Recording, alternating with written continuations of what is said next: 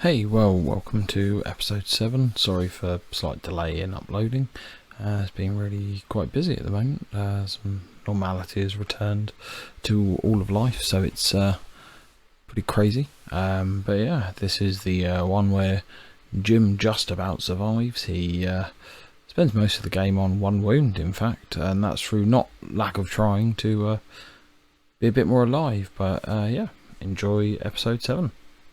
Welcome to session 6, session 7 even now. We're sort of partway through book 1 and potentially sort of going to be on to the third chapter this evening, as you've sort of realised that all roads point to the hermitage, but you discovered at the end of the last session in the Golden Laws Church that there appears to be something happening at Lindell Farm when you discovered that there were two bizarre worm-like creatures known as vermleks infesting the bodies of the poor individuals known as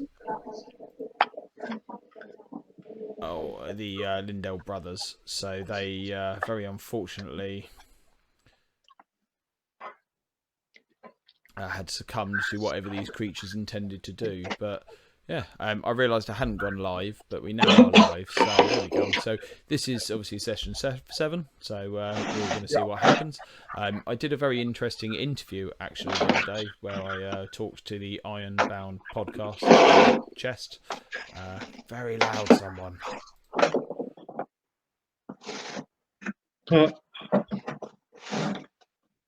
Just gonna mute John for a minute while he rummages, as he's quite loud. So there is, I got an interview that I did, so that was quite fun. We talked about derailing campaigns, and I spoke about the fact that in one of the other campaigns I run, they love food, and that's all that seems to happen. And then in the Extinction Curse, this one, we seem to just be inviting the entire world and its oyster to join the circus. So there is our derailing there, as it were. So it's been quite interesting with that one, where that's happened. It'll be interesting to see how far that ends up going, especially now with Reynard's suggestion that we need, an entire marching band to go with us. So that should be good fun. I think a band would be good for the circus. Some sort of music to go with the circus. I think it's a great addition. When we see it, I'm sure we'll bring them in. Yeah, as I said, international pub crawl could be organised.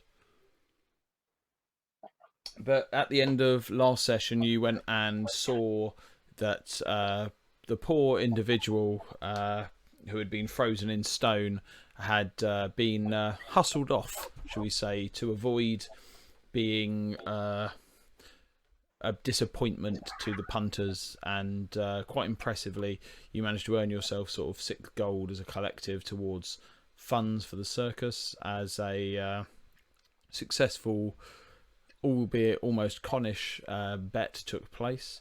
And sort of we're coming to the end of that day where you are sort of looking to sort of rest, as it's been quite an intense day where you've took on Pruner, who has then become part of the circus. You slaughtered and decapitated a goat.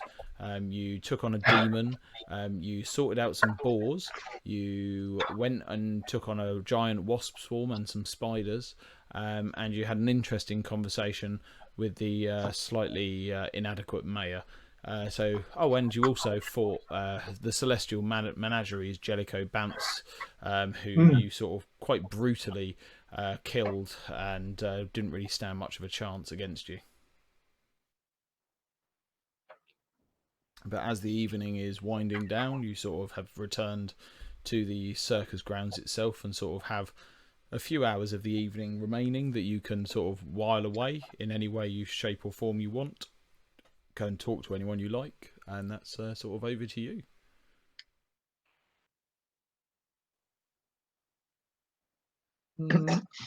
Okay, so I'm going to go over to the to some of our acts.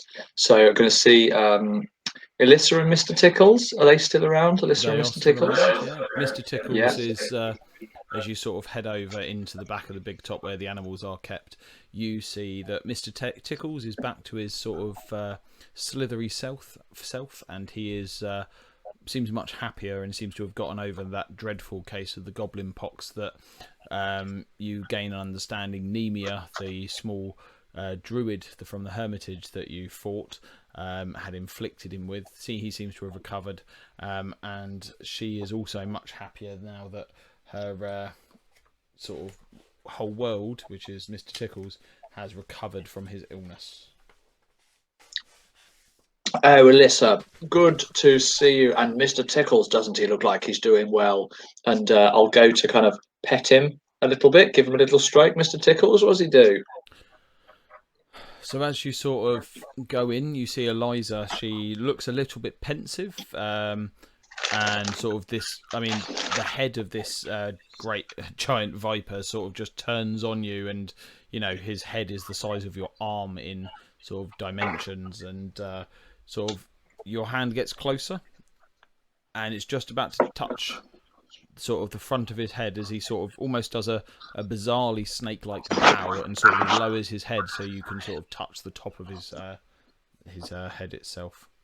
Oh, Mr. Tickles, back to your old self, I see. Brilliant. And I'll go to just nuzzle in a little bit to Mr. Tickles. Well, lovely to see you, Eliza. It's how's the new act coming along? Well, now that he's back to full strength, and you sort of just, as you're rubbing the top of the head, the tongue of the snake sort of darts in and out in a sort of excitable way, and sort of as you pet him on the head, and Eliza continues with, now that he's better, I'm sure we'll be ready, as you know, we've got a few days, 3 days till the next show, 4 days, I think. I'm running out of track of time already. We'll be ready. Yes, we'll definitely be ready. We've been practicing. Oh, that is good. Yes, this next show is going to be one of the best. I say one of the best. Well, you have a wonderful evening, and thank you. Ray, I'm glad you have so much faith in us. You know, we will do you proud. And I go to try and get a bowl of stew or some food from where the food place is. Yeah, and as Zonk hasn't been in the kitchen today, there is a less sort of outrageous dish. It seems to just be beef stew today. As you're sort of going over there, you notice 3 dwarves are stood there, and they seem to be grumbling while sort of eating their stew. Say dwarfs. Right. Hello there, fellas. How are we doing this evening? This lovely evening. Oh, what food do you have there? That looks a little different to what Zonk usually prepares. Well, yeah, it is. You know, we got this stew. Beef. Fairly normal stuff today. And you know these to be Gemric, Kashtar, Luik, and Thoradal, and sort of we're a bit peeved, to be honest. Last show didn't get to do a thing. We're on the bill and everything, and then for some reason we didn't get to do some shooting out of cannons, so a bit upset. And then there's this other bloody dwarf. She's a bit of a fucking nightmare, if I'm honest. She's keeps trying to start fights with us. Can't hit a lady. Yeah, lady being a strong term for her, but I think you might need to have a word with her because she's upsetting the status quo.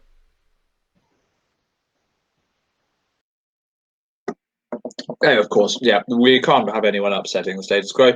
I'll have a word with her forthwith. I tell you, forthwith. I've only been here bloody 2 hours. Bloody women. And they sort of nod, happy that you're going to deal with it from the looks of things, and sort of turn back to continue grumbling whilst enjoying the stew. Phew, I'm glad that wasn't goat stew. I say to myself, that really could have set this woman off.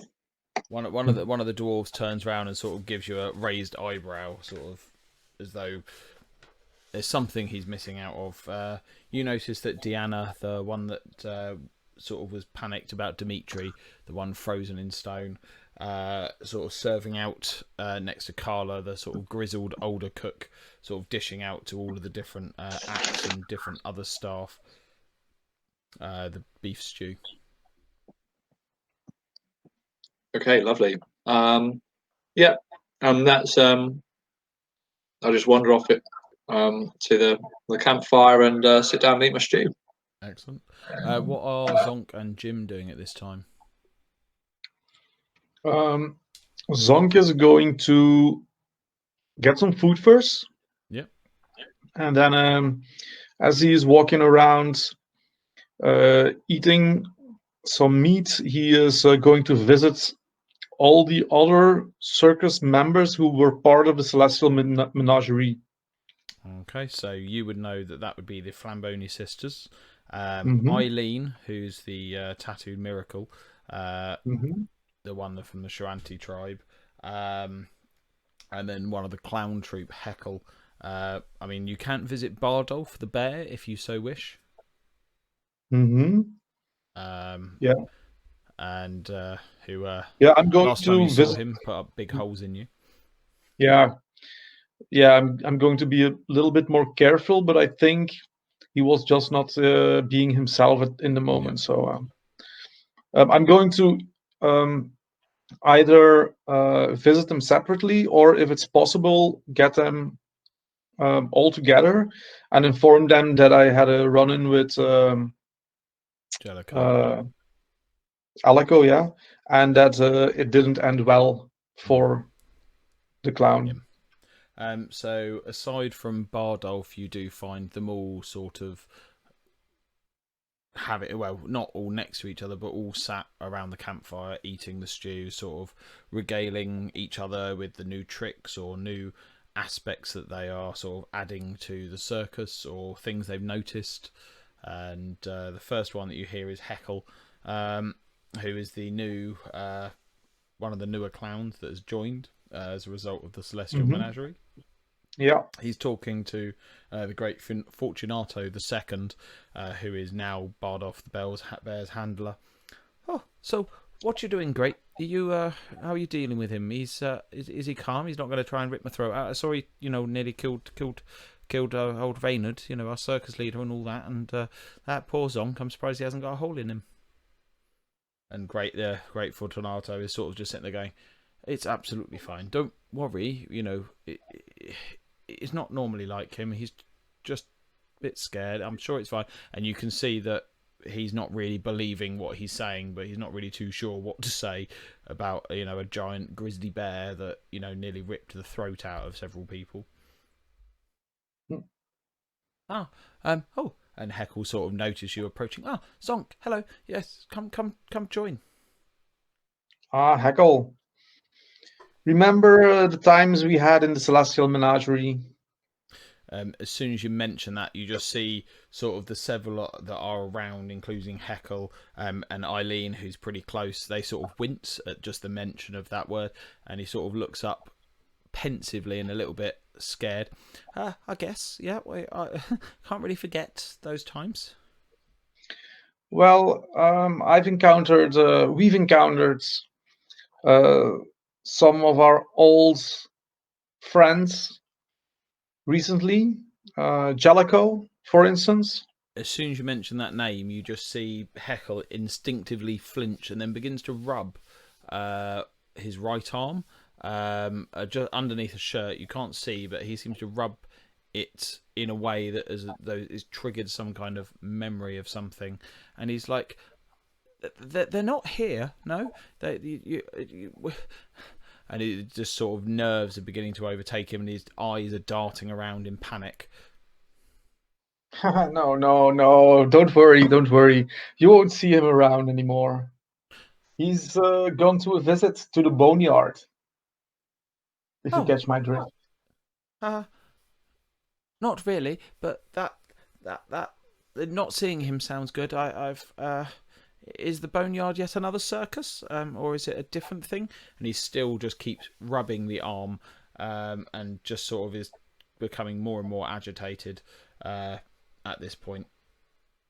No, don't worry, Hackle. Don't worry. Don't stress. We ran into him.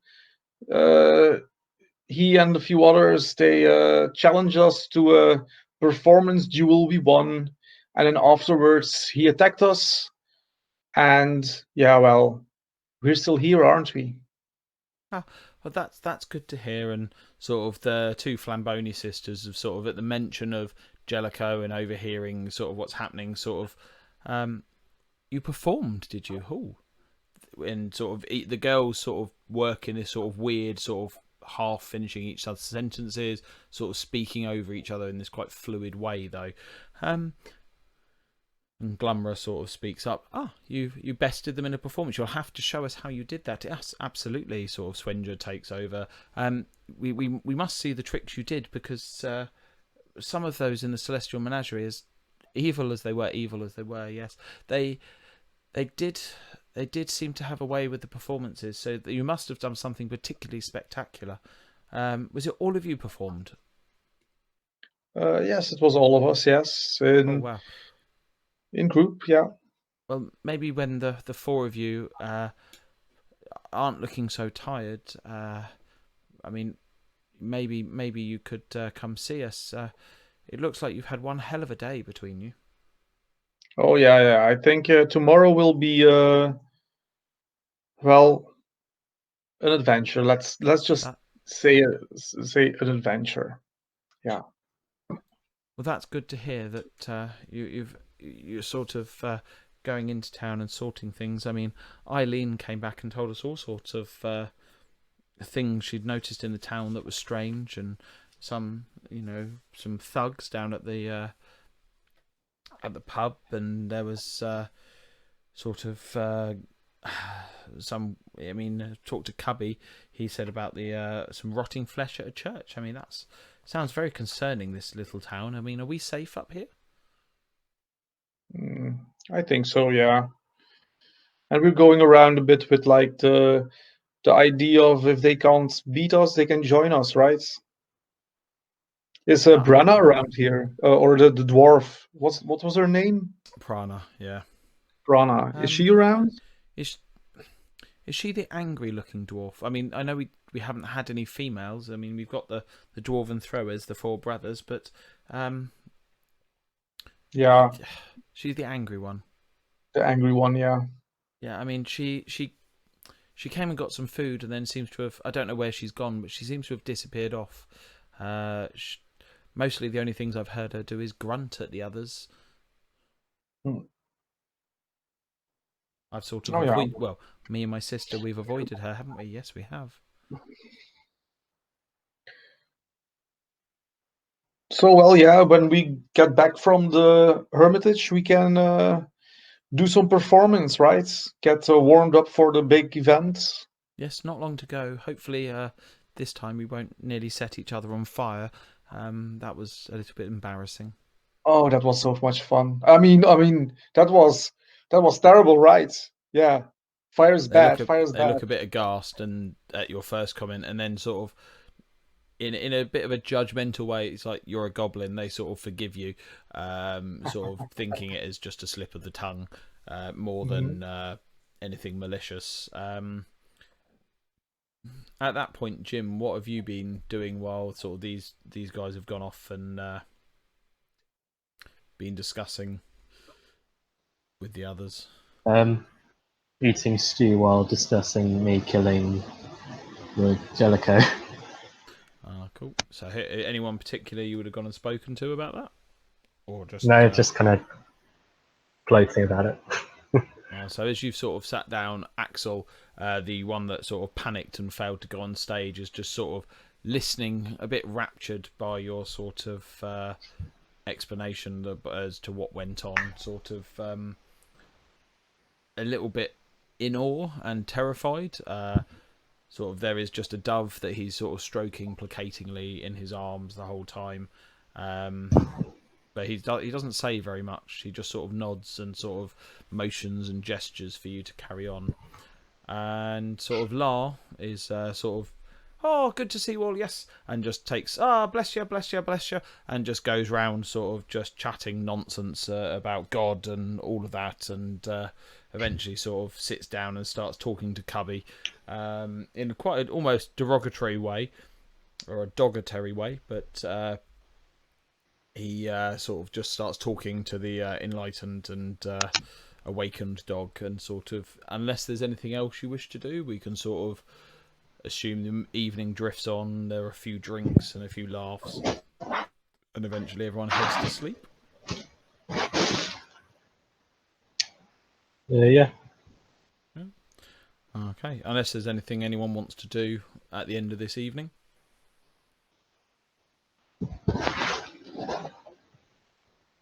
I If think, Lars got any Zonk- healing, sorry.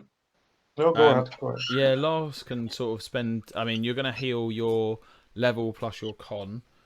So Lars can quite happily do a medicine check on you, and we'll try not to do a natural one as the first roll. It was a 4, so he sort of, first time he's sort of being a bit tired, he sort of has a go, and he's like, give me a bit of time, and then I'll give it another go, and sort of another hour later, sort of he manages to heal you for 2d8 for a really terrible roll of 3.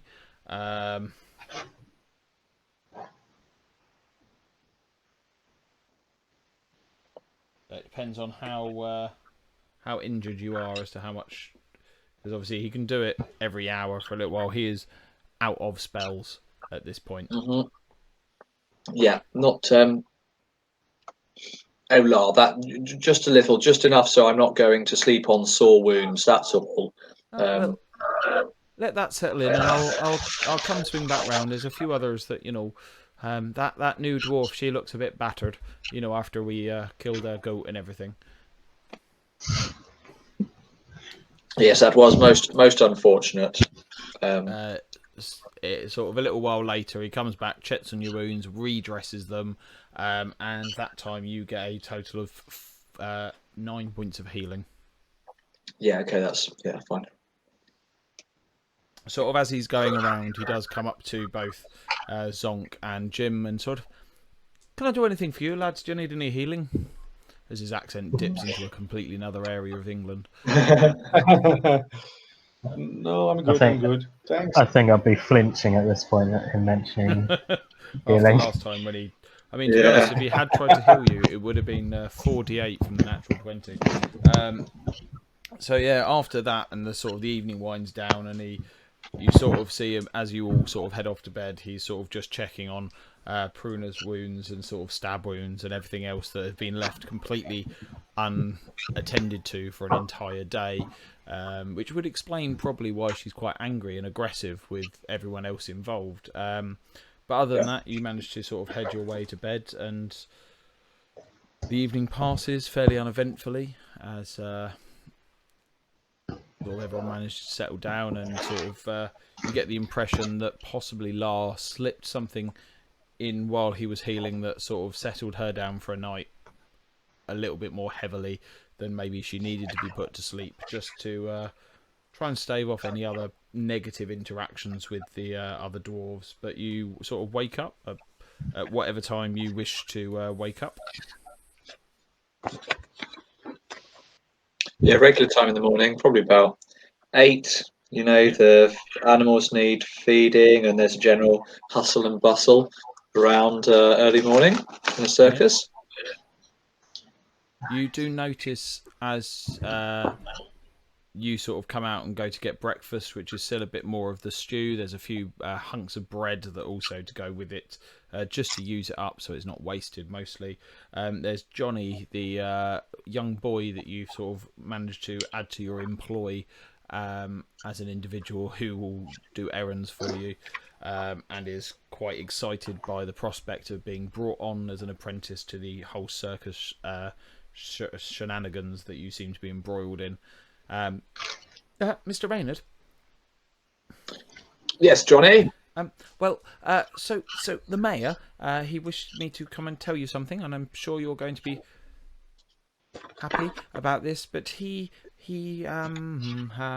was very, very concerned about the whole hermitage thing, and he felt awfully guilty, and so he's gone there. Yeah, yeah. Did he go there this morning on his own? He went off with a guard, yes. So not completely on his own, but with one of the remaining sort of town militia. He's gone, yes. Oh This dear, morning. just one guard.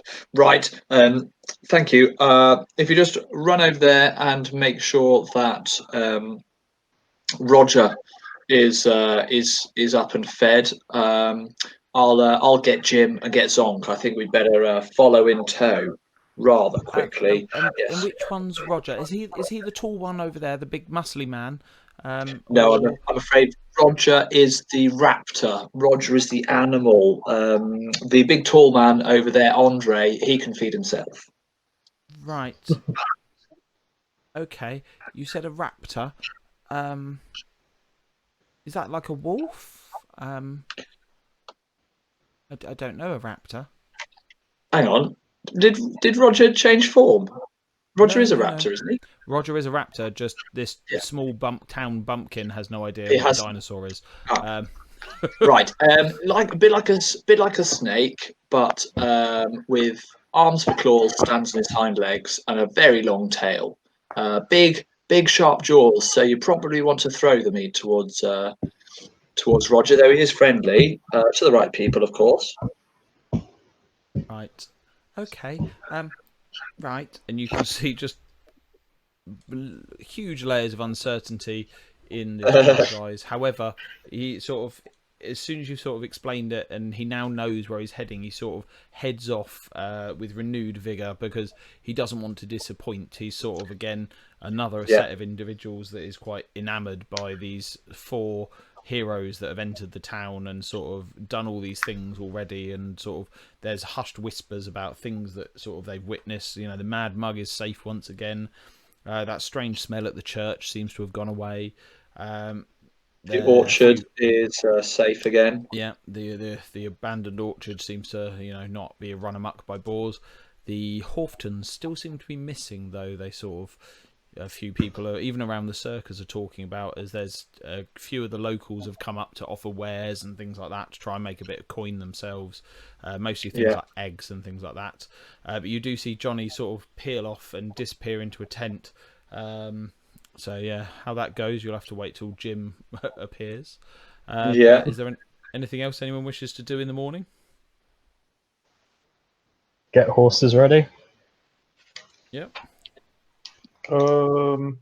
Zonk is probably sleeping in a bit, so he's going to get woken. Yeah. I think. Oh, come on, little goblin fella. We got to go and sort some stuff out again. Lars sort of rocks you gently awake. Oh, come on, I know you don't like beef, but it's it's something different.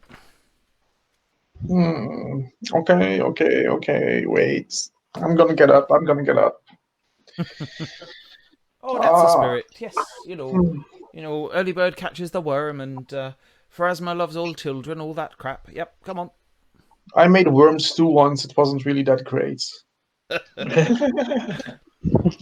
And so you sort of find yourself fairly quickly together, sort of all having breakfast if you so choose. La then sort of like, right, I've got to go and prepare my spells, and sort of disappears off, and sort of you see him just go off, sit down, and seem to be having a bit of a chat to himself whilst in some kind of prayer sort of stance. However a dog prays, I don't know, but I'm sure it'd be interesting to watch. But yeah. So Jim, these horses, are we ready? If we're to catch up the mayor and his guard, we've got to probably go double pace on these horses. Are they good for a day's ride? Should be. It was getting them ready since 3 in the morning.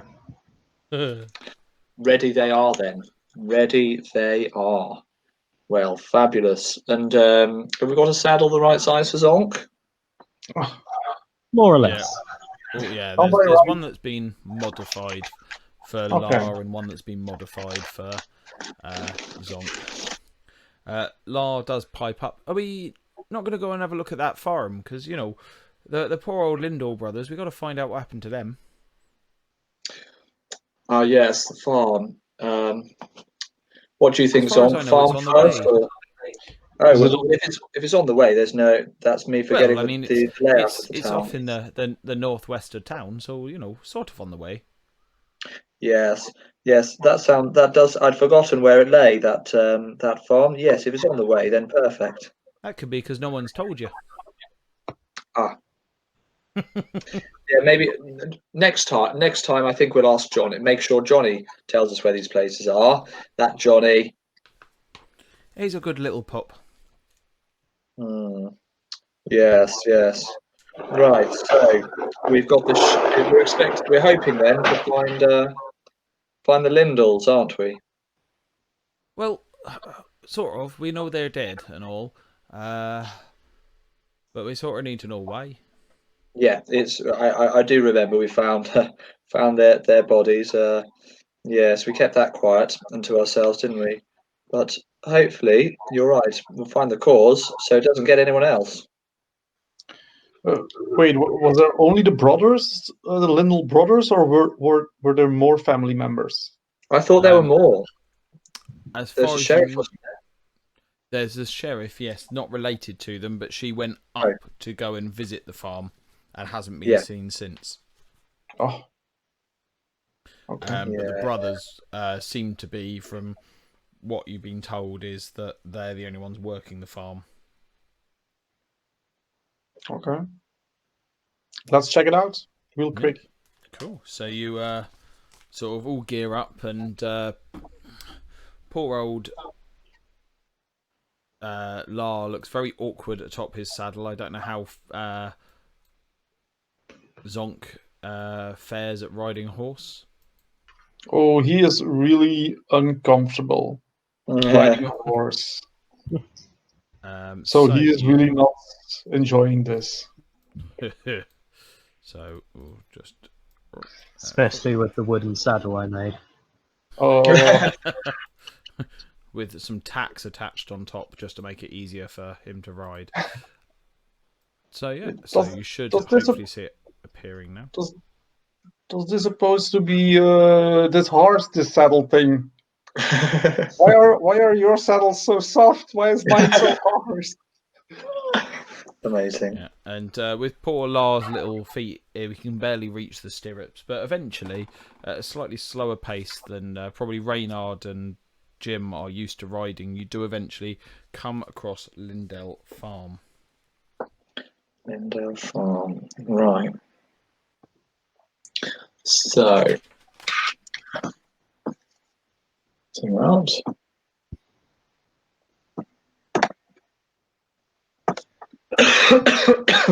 Okay. So, is there what looks like a main door or a main gate to the So farm? I'll reveal just a little bit of what's in front of you. So directly ahead of you there appears to be a rather large dark barn. It appears to have 2 floors, or it's at least 2 floors in height. It's seen better days. It's still clearly kept functional, but yeah, it's not showing the greatest amount of care to it currently. But yeah, there is a door directly in front of you that appears to lead into the barn. Okay then, right. Let's ready ourselves up for just about anything. You never know what we're going to find in this barn. And can Reynard sneak towards the barn doors to try and open them stealthily? Yeah, roll me a sneak. Yeah, a stealth check. Yeah. Zonk is going to do the same. He's going to put himself more against the barn in the bushes. Yeah, which on that To side? hide a bit. That's fine. Go for it. Okay.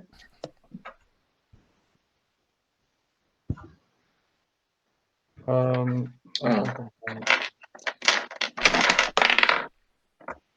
11 on stealth. Okay. wow, 10 on Where'd stealth. you move to, Reynard? If you could show me on the map, you're moving around there. You get to this point here, and as you do, you notice that one of the bushes to the side sort of almost comes to life as a creature. When I click the right thing and aren't trying to, draw lines on a map, appears out of it, and in front of you appears to be this horrifying creature that is a rather ravenous-looking carnivorous plant. You can see it just snapping outwards with its rather large maw, and on either side there are two rather large sets of tooth-edged leaves, each measuring 3 foot wide, at the end of 10-foot long stalks, and it begins to lumber towards you. I use the word lumbering because of how quickly it is not moving. So, can we roll initiative, please? I roll stealth. Yep, that's fine. Nice, better. So you can either use perception or you can keep your stealth roll there that you had, Reynard. I think I'm just looking through my skills to find it again. It'll be a +7, I think, your perception. I think so. It's not in the skill. It's not in the skills section. I think it's in. It's a weird other one, but Yeah, it's in +7. offense, isn't it? It's an offense. Offense, yeah. I got 16. 19 overall.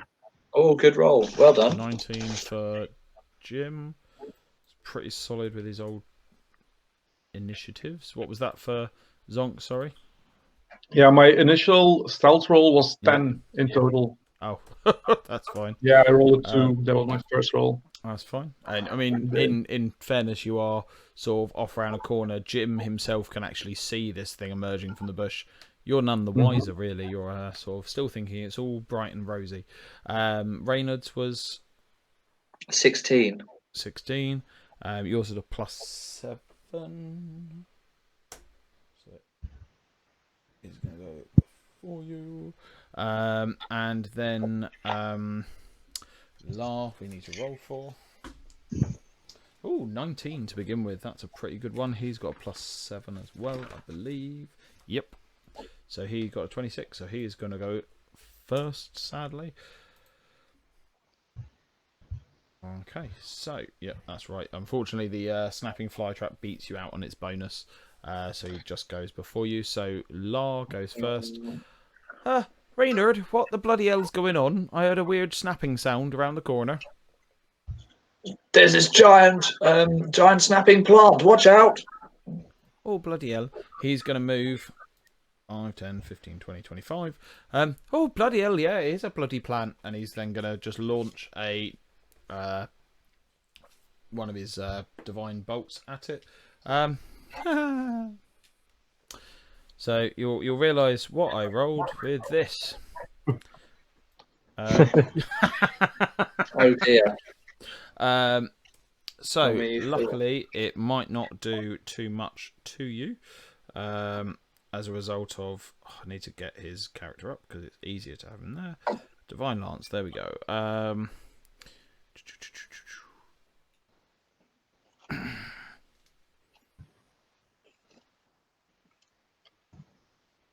So it does no damage to you, so you're fine. Well, yeah. Are you neutral or good? Because it doesn't. As long as you're not evil, we're okay. Me, yeah, lawful neutral. So you're fine. So this thing just effectively bounces off you and does nothing. Oh. So yeah. So oh, sorry. Don't know what's going on with me aim. So that's his turn. We then have Jim. You can just about see this rather angry-looking plant that is about to descend upon Reynard. I think I'll try and run forwards to help. Yeah. How far can I go? Each action is 25 foot for you, but a diagonal move. Every other diagonal move is an extra 5 foot. So to get to there is 15. Then there is 20. Then that is 30. So you can get to there with one movement. You're on the draw tool. Oh, sorry. Yeah, it's all right. I'll delete them off. Unless you're particularly attached to those random green. About there. There we go. There we go. Cool. So that's one move. You've got 2 actions left. I move again towards the plant. Yep. At this point, you don't have a weapon drawn. So you need to spend an action to draw a weapon. So it's up to you how close you want to get. Does quick draw mean I don't? Oh, you've got quick draw, yes. Yeah. So I'll draw my kukri and go forwards again. Cool. So, yeah, you've got 25 foot of movement, so you can get right up to it. Mm-hmm. Yeah. And So then you'll walk up to it and draw your weapon, and then you can make your strike as part of that action. Nice. Okay. I got a 14 on the dice. So +7 from your weapon. For a 21. So, yeah, you'll hit. Okay. D6 It's +3. Yeah. Oh, I got an actual 6 on the dice. Nice. So a total of 9 damage against this very angry plant. Yeah, all of that goes straight through as you sort of manage to slice into one of the writhing sort of tooth leaves coming off it. It's not very happy with that, and it looks down to you, and he's going to hit back.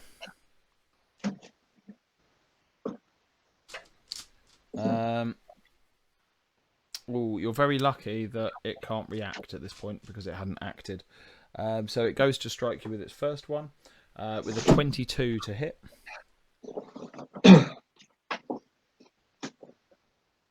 I'm assuming a 22 hits Jim. And Jim takes 9 points of damage. 9 points of damage plus 6. It returns the favour of max damage. So you take 9 points of regular damage and then 6 points of acid damage. And then it attempts to grab you. So this is going to be against your reflex DC. So that's 10 plus whatever your reflex save is.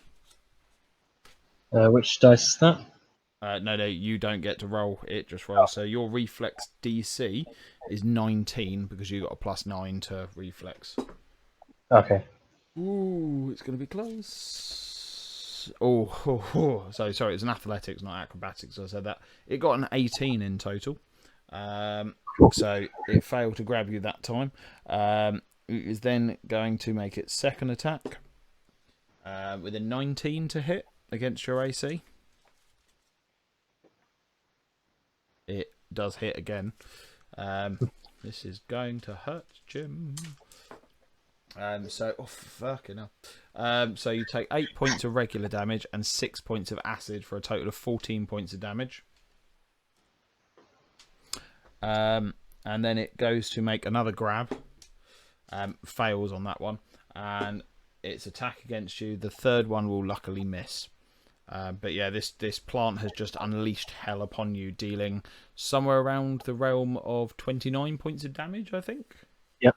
Yeah, that's right. Yep. So you're clinging in by 1 fragile hit point, I believe. Wow, that is loads. And after that, after you see just this thing try and take several chunks out of poor Jim, Reynard, you're up. Oh, what about Roger? Isn't Roger going in? Roger has to spend one of his actions to give Roger actions. Okay. Right, well, I will move in next to Jim, and I'm going to go for a double slice. So I've moved and double slice with my longsword and my hatchet. Oh, 16. A 16 will unfortunately miss. Oh, that is all I can do. That's my attacks. No, that's fine. I've just quickly looked up the double strike feat. I think there's a couple of things we need to tweak on it in terms of Oh, right. how it's being used. Just the negatives and a couple of other things, but I wouldn't worry too much. We'll deal with that when it hits. Okay. On the second attack, if your second weapon doesn't have the agile trait, which I think the hatchet might do, you take a -2 on that strike. So the hatchet has agile. Cool, so it doesn't take that penalty. That's good. So if That's both right. attacks hit, combine their damage and then add any applicable effects. You add precision damage to the attack of your choice. Combine the damage only once. So cool. So if only one of them hits, you still do the damage from that weapon, but it's quite good for overcoming damage resistance in that way. All right. It was also, yeah, I use it also because it with the hatchet it overcomes the penalty to attack rolls. Yeah. For a third strike afterwards. Yeah. It reduces them. Yeah, not because it does. It's only -8 rather than -10. Yeah, that's it. -8 to my. We just need to make sure that if you hit with both, we combine it because that's very important for damage resistance in your favour. Strangely. So after that, we have Zonk, who is very aware all of a sudden of what sounds like a very angry, biting creature round a corner. You've seen what you thought maybe was a leaf suddenly appear, and sort of you just see blood gushing backwards from Jim's body. How do you react? I curse a bit in Goblin and grab my weapons. That's 2 actions, I think, or 1 action. To grab your weapon, or both? Yeah, both. Is 1, I would feel, because you're drawing at the same time. You're not having to undo anything. Okay, and then I'm going to move up to the battle. 1, 2, 3, 4, 5. And 1, 2, 3, 4. No, I'm going to stay there. I'm going to stay next to Reynard. Cool. As you come round, you see Jim sort of having seen better days. Yeah, I stand there a bit startled at the large plant. Angry plant. Okay, after that we're back round to La, and La straight away goes, "Oh, bloody Jimmy keeps bloody dying." So I got to throw some healing your way, and straight away he casts off his heal at Jim. Oh, nice, max. So you heal 6. You heal because I rolled an 8. I'm going to call it max. So it's 18 points you heal because I'm not going to roll a D10 and then disappoint you with like massively less healing. So you heal 18 points. It's one of those things. Huge. Just remembering his little abilities when he's not here. Mm-hmm. Thanks. That's huge. Nice.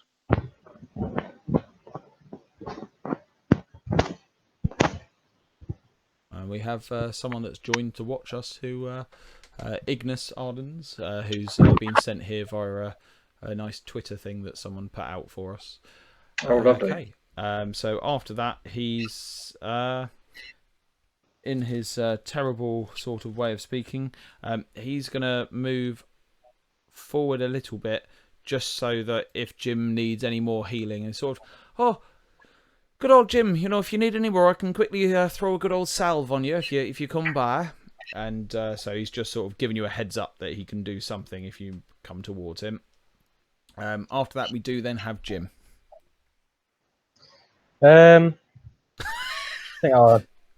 think I'll attack again. Yep, no, good. You can always attack and then run away. Yeah. Do the Monty Python run away. Run away! Bravely run away. Brave Sir Robin. I got a 15 on the dice plus. Nice, so 7 again, so 22, so that definitely hits. D6 plus 3.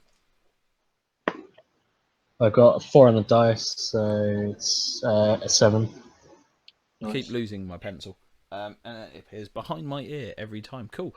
You obviously have still got two Magic. actions left. You've got your second attack, and then if you wish to, you can sort of back off after that, or you can run away now. Up to you. I'll attack again. Go for it. This is will be at a minus. Is it an agile weapon? Or cookery?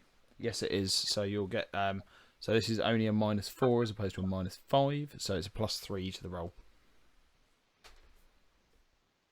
I got 17 overall. Oh, unfortunately, you go to clip it and you just sort of scrape a very thin layer of leaf off the top of it, but it doesn't seem to quite connect with the poor creature. I think I'm going to strike again. You're going to go for a third attack. Okay. Yeah. Go for it. This is at a -1 now. Oh. I got a 3 on the dice.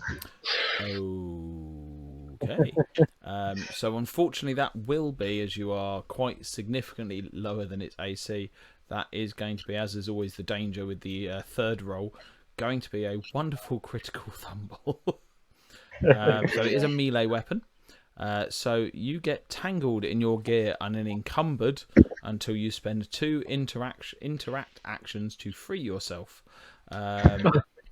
So in terms of encumbered, I'll have to double check, but basically it reduces your movement and everything else.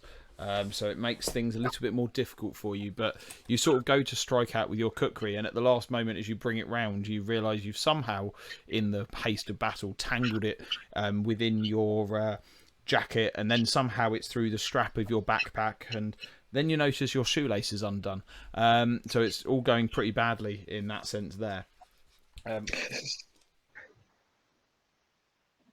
Okay, so you're clumsy 1, and your max movement is 10 less, so you can only move 15 foot per action.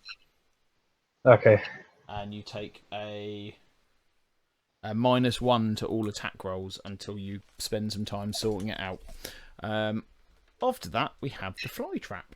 And I'm going to roll a d6 to see who he strikes. 1, 2, 3 is Reynard, 4, 5, 6 is poor old Jim. On a 3, we're going for Reynard first with our nice little leaf strike. So you see this leaf will whip round at you, and you're going to be very happy to know that a 13, I assume, misses Reynard. Certainly does. Brilliant. This time the attack is coming towards Jim as I rolled a 6.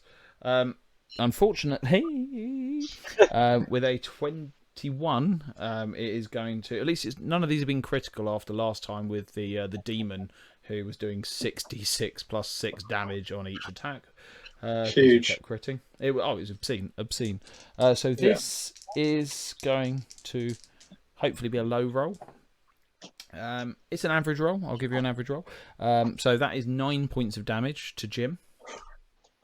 Half of that healing just evaporates. He's then going to, I don't know if this fly trap has gender, so it is going to attempt to grab you. And again, very luckily, even though Jim is literally tripping over his own shoes, this plant fails to grab hold of him. And one final strike is coming at Reynard on a 3. Ooh, I don't think this will. A 16, I don't think it's going to hit Reynard. No, it doesn't quite. You luckily escape literally the jaws of death. And after that, it is Reynard's turn to retaliate. Okay, so Reynard is going to do his double slice. Oh, it's a natural 20. Whoa. Oh, cool. Big. Nice. Draw us a card. And just to give you that, let's see if I can bring that closer. That is on my official Paizo Extinction Curse dice. Oh, so awesome. I'm very I've jealous just that rolled- yours came through. just rolled a circus tent. Oh, have you not got your +2 No, they're not extinction level around. dice yet? No. That is very cool. That it's a circus tent on the top. Circus tent Yeah. on the dice. So, Okay, so do you want to know a final total, or is that enough? That's okay for now. no. With the natural 20, you on your first attack, you will definitely have hit plus got the crit. So, is it slashing? So we've got the longsword is versatile, and the hatchet is sweep. It's whether it's slashing. No, it's not. Oh, it's versatile. So which one were you doing? Sorry, piercing or Oh, slashing? okay. I will do Piercing. Sorry, I'd go with which piercing. go with Flat-footed piercing. only because enemies, once they hit 0, they die. So wounded 1. I don't think they're too worried about eating, sleeping, drinking. Actually, making attacks with its jaws. Nah. I don't want to give things away. No, as to what and it can do. So I haven't done any checks either. So it's a Venus flytrap, effectively. So I mean, make of that what you will. Right. Flat-footed is pretty good until the end of its next turn. Right. Then I'll do piercing this time. Cool. So yeah, it's flat-footed. So your other attacks, it's going to take a negative to its AC, a -2, so it's easier to hit, and that is for everyone that attacks it, including Zonk, who will be very happy about that as a rogue. That's nice. Cool. So yeah. I'll do my second attack roll for this double how slice. much damage? Because we need to do the double damage plus double your modifier. Double damage plus double my modifier. Yeah. Right. So this this longsword is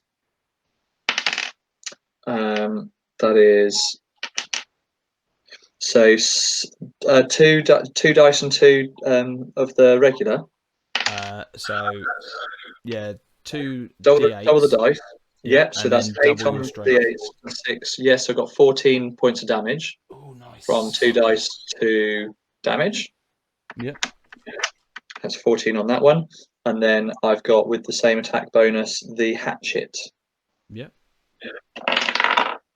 And the hatchet is 21. To hit, yep. And that is, I just rolled a caravan on the d6. Cheeky little caravan. Yeah, look at that. There we are. The circus tent, and that is 9 points from the hatchet, and that is sweep attack. Cool. So is that right? As a result, I've added them together because they both hit from the double slice. So yes, only one lot of damage reduction. Yeah, it doesn't affect this creature, it doesn't seem. There's nothing you seem to magically bypass, but all of that, as you sort of drive both the blades home, does seem to hurt, and sort of somehow this creature seems a little bit off balance at this point. And you say you sweep. The hatchet reads as sweep damage, but I think that's just, it's the equivalent of cleave.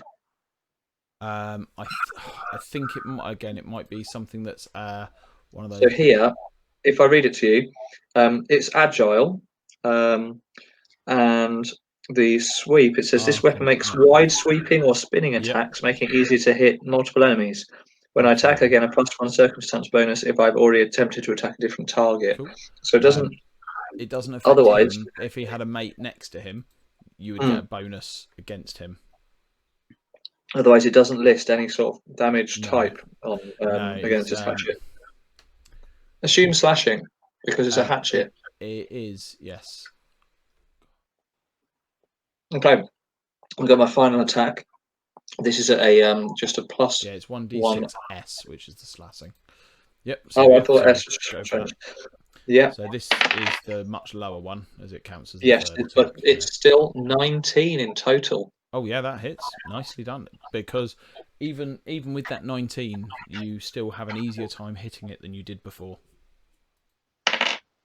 And that is 7 points of damage. Nice. And that is nice. And that is piercing. So this creature has gone from looking very, very healthy to very suddenly looking very, very injured, as possibly out of some kind of bizarre rage at the possibility of losing Jim, as Reynard still hasn't recovered from the loss of Asher.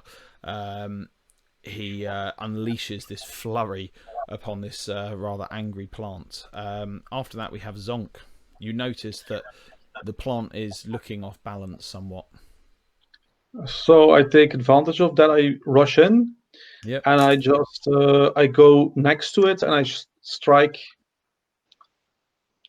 2 times. Once with my rapier. I'm Yep. going to just just going to stab it with my rapier. Stabby, for it. stabby, stab. I So that's a reckon that is what 21 Zonk is for the saying first at the same strike. time. Yep. That's wow, for the dashing 9 damage. Nice. And then the second one is going to be I rolled a 14 On the dice, that will hit. If you rolled a 14 on the dice, that will hit overall. Okay, nice. Don't So forget that's to going add your to sneak attack to this. Yeah, I'm Cool. doing it. I just rolled really low with my first attack. Ah. It's going to be a 14 points of damage for the second Nice. one. And how would you like to kill Mr. Plant? Amazing. Wow. I'm going to stab it twice straight into stem, almost in the ground, going for the roots, for the heart of the plant. Nice. Let's do some gardening. I'm pruning this fucking tree.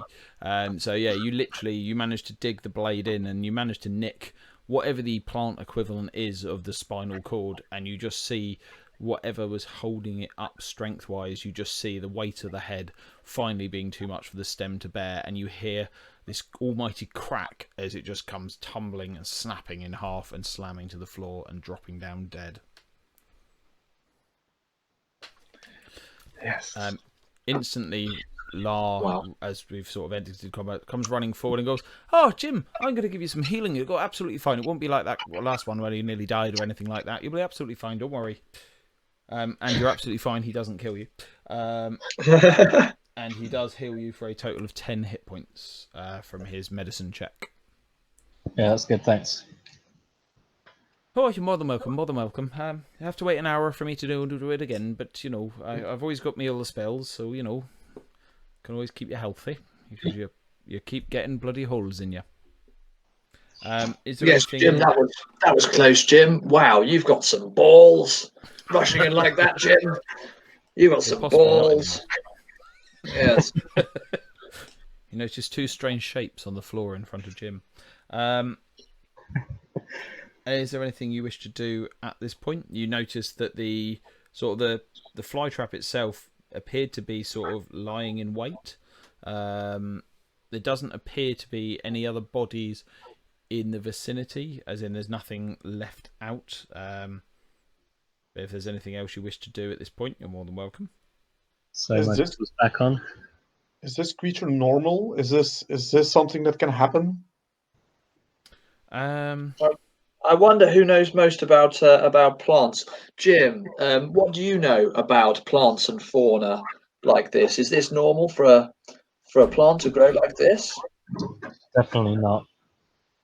Feel free to roll a nature check for me to see what you do know about this individual thing. I got 11 on the dice. You've got a 5 for your nature. You know nothing about this creature. Oh no. You've not encountered anything of its like before. However, sort of, you would all be aware that anything of this nature is kind of mindless. So it seems odd that it's been lying in wait, sort of in the bushes. You would have expected it probably would have gone off in search of sustenance. Oh, lying in wait. She's lying in wait. That is a very odd thing, isn't it? I wonder, was it? Could it be a bit like a golem left here to be set off almost as a trap by someone or something? I wonder if that's what we're witnessing here.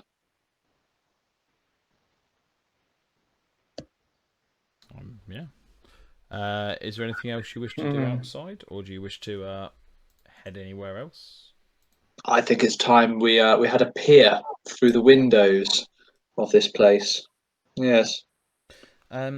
As Jim, as a result of just your base sort of passive perception, you do notice something glinting in the thorns of the bush where the creature was. Ooh. I'll take a close look at that and pick Okay, it up. can you give me an active perception, please? So just D20 plus 7. I've got a natural 20. You Big. find everything. You've concluded the end of the adventure. Well done. Now you notice that the thing that stands out to you is this very strange pyramid-shaped spike.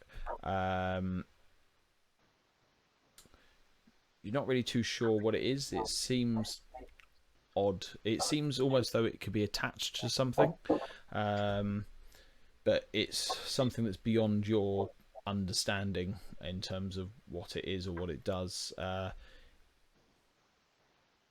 It seems slightly odd. But the other thing that you find within the undergrowth is a blood-covered hat. It is a wide-brimmed hat, as well as some boots that have spurs on the back of them, both drenched in blood. It's a bloody hat. Wide-brimmed hat and some spurs. Oh dear, I hope this isn't the attire of a sheriff. Dun dun dun. Let's You look also- around. Hopefully we won't find a body. You get the impression, based on the way in which the creature was attacking you, you won't find a body. Oh dear. Ingested by the plant. Can The I sheriff can I was. can I look inside the plants? Can I like stick my head in and look if there's something of remains in there? Yeah. You sort of pull open the jaws of this now dead plant, and first of all, the thing that all makes you retch quite heavily is the smell. There's some kind of mix of some kind of almost like acidic smell, mixed with possibly what you expect to be the smell of decay and death. But based on sort of the smell that emanates from the bottom of this mouth, and you can see a very thick, sickly green liquid sort of at the base that sloshes back and forward, and is slowly starting to edge its way towards you. If anything was in there, it was dissolved.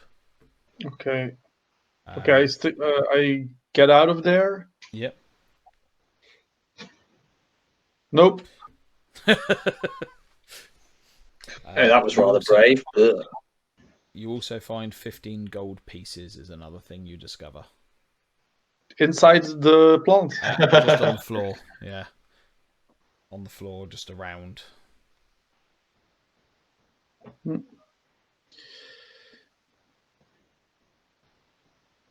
Right then, well, what a terrible, terrible end the sheriff must have had to have been caught by this inside that. That's disgusting. I hope we don't find anything more inside the barn of that nature. But we must look. So I'm going to go up to, are these windows here? There. That's just where I've drawn the cover, or the sort I couldn't tell. of fog of war. There's no windows on this level. There are some windows higher up on the second floor. Is there a way to climb up there? There's no obvious way from outside. I mean, you can attempt to scale the wall itself, but it's quite flat. There's a few things that might be unconventional handholds, but there's nothing that is obvious as a sort of purchase for climbing up. Mm-hmm.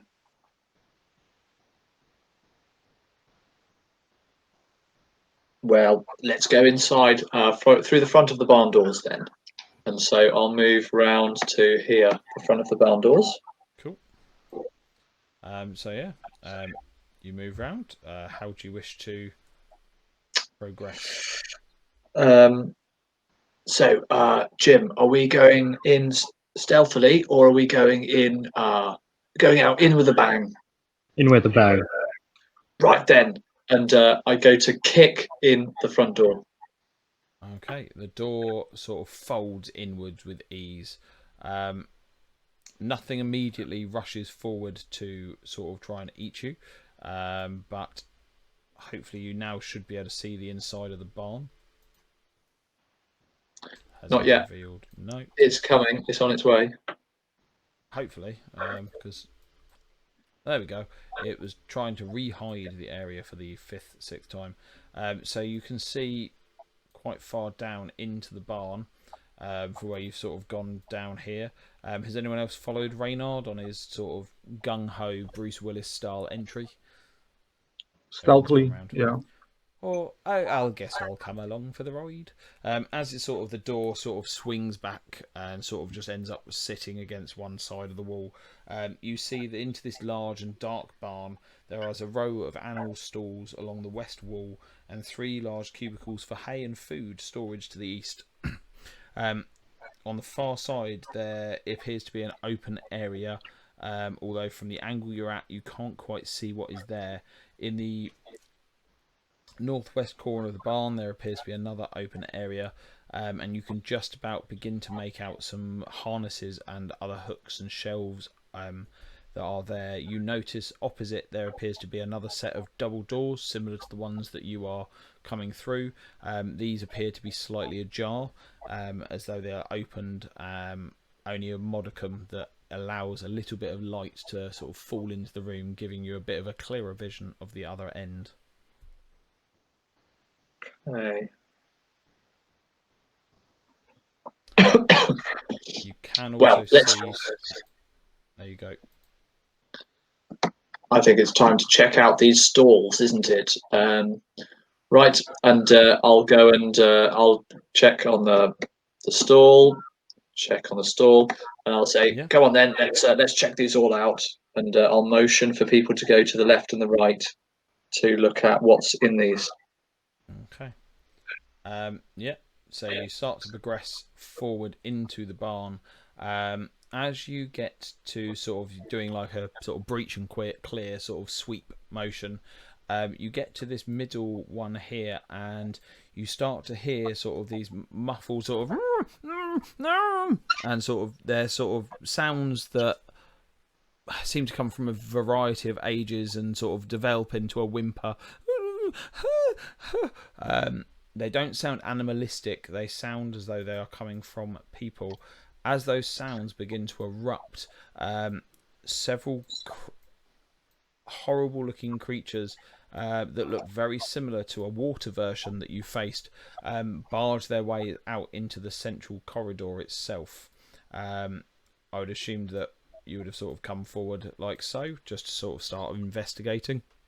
Yeah. Yeah. Yeah. Cool. Can we roll for initiative, please? Okay.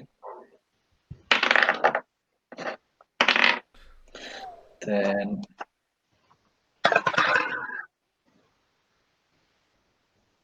I rolled an 18 for Zonk. 18 for Zonk. Nice. Bit better than last time. 16 overall. 16 for Jim. 20 for Reynard. Nice.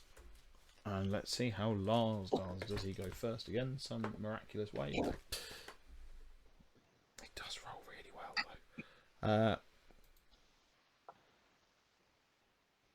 Okay, so as you begin to sort of make your way down, as these noises erupt, and I'll just put a marker for you on the sort of the places where these noises were coming from. These 4 creatures, 2 that seem to be very well. There's 4 of them in total. 2 that are very different to the other. 2 of them that are the ones on the right. There appears to be sort of little bits of flame sort of dancing off of them, mostly sort of flickering along their wings as they sort of are flying in the air. The other 2 seem to be in the air, but their flight itself is very heavy. Their bodies seem much darker and grayer in their ways, and they appear to be covered in sort of dirt and filth, not in a diseased sort of way, but very earthly in their sort of sense of movement. And first of all, the two on the left are going to act and begin to attempt to attack. How So big are they? first- Are they small or tiny or? They are both, all four of them are small in comparison, so they are of a similar size to Lezonk and La. One of them comes straight forward towards Reynard, the other one comes forward and is straight in front of Jim. Both of them go to... Oh no, sorry, I'm looking at the wrong one. So they both move forward. It appears to take them quite a lot of effort to move that close to you. And the first one goes to punch out at you, Reynard, and sort of it's very unsteady, and it sort of just goes wildly past. It clips off the wood of the door frame of one of the stables and just wildly misses you. And the one coming at Jim seems a little bit more balanced with a 24 to hit. Oh, Dealing 9 points of damage to Jim with a sort of an unwieldy sort of attack. After that is then Reynard, who can list his response. yeah. So I'll be using my double slice. So the one in front of me, let's attack number one with the sword. It's good. That's a 26 that time. That will be, much to your delight, a critical hit. Oh, let's bring out the cards. Bring out the cards. Draw Okay. one card. So draw one card. I don't know where that went. Top left. It's gone into your... Oh, I can't read it. No, it's all right. We'll bring one out. There we go. Now we've got loads. So this one... I can't. Okay, yes. Yeah. Piercing. So It's the piercing one. So in future we'll need to make sure that we choose before. Choose before, so you yeah. deal double damage, but you also gain an additional action that you can use before the end of turn, but it must be an attack. Oh, okay, cool. Okay, so this is double damage. So double the dice, double the bonus. Yeah. Okay, or caravan. And two. So we've got 10 on the dice and 16 in total. Nice. It looks very, very injured by that. Fantastic. Right, number two with the hatchet. That is 20. To hit. Will indeed hit. Okay, and that's D6 plus strength because for slashing. And that is 8 points of damage. Ooh, so that was part of your double slice, wasn't it? That was, yes. So it doesn't appear to have any defences that they needed to bypass, but that damage is enough to kill it. You do technically have one more action that you can use at attack. This will obviously two more actions technically. One action's free for you to use. The other action is has to be an attack if you wish to use it. It will be at your full attack penalty though. Okay, so it won't get the reduced effect from the snagging strike, from the double slice. Sorry, it won't get reduced from the double slice. No, it's the full minus, so it'll be whatever your minus 10 one is, because it's still it's the third one. Sorry. Okay, so I will. Can I do another double slice? Is that too much? It's an attack action, so technically yes, you can. Does double slice have the flourish trait? Oh, does it? 'Cause that would mean you can only do one. That is a good point. It's got the two symbols next to it, but I can't see anything. That's right. I'll just very quickly About flourish not in the. It doesn't use that word here. No, it doesn't have flourish. Nope. Jesus. You can do it It just twice says if you want. you are wielding 2 melee weapons, each in a different hand. Is the only requirement. Okay, so that would mean that both That's of these will ridiculous. be at a -8 this time. If they're both agile, they will be, yes. The Well, the first will be the normal -8, and the other one that would have been the biggest reduction will just be part of this special ability. I get the No, feeling with cheese. your maximum is so it depends on the so the longsword will be at a -10, so it'll be a -1. And the dagger, or the hatchet, sorry, which is agile, will be at a +1. Okay, so let's do the hatchet first. If you do I would do the longsword first, because otherwise you'll take a bigger minus. The second attack has to be an agile weapon to negate the -2. Oh, okay. So then the first attack, what did we say was a +1? So +1, that's yeah. 13. Unfortunately, will miss. And then the second attack will be a 12. Unfortunately, as you sort of turn and try and bring 2 weapons to bear on this other creature, neither of those strikes unfortunately connect. That's okay. Tried though. I'm okay. I'm But happy yeah, with that. straight up just flat out killed one, so did pretty Yeah. well there. After that, we then do have Zonk. You are sort of hiding in a stall yourself. The door is open, inwards or outwards, sort of irrelevant, really. So you're not stuck in there. You've sort of seen a bit of commotion go on in these 4 creatures. You can just about make out sort of hovering in the air outside of the stalls. Okay. I have my weapons drawn, I imagine. Yeah, you sort of have gone into here cautious and concerned something's going to happen, so I assumed you hadn't put any weapons away. Okay, so I'm going to move past everybody and behind the creature. Yeah, it Ooh. doesn't seem to react in any way, or doesn't seem Nice. capable of it.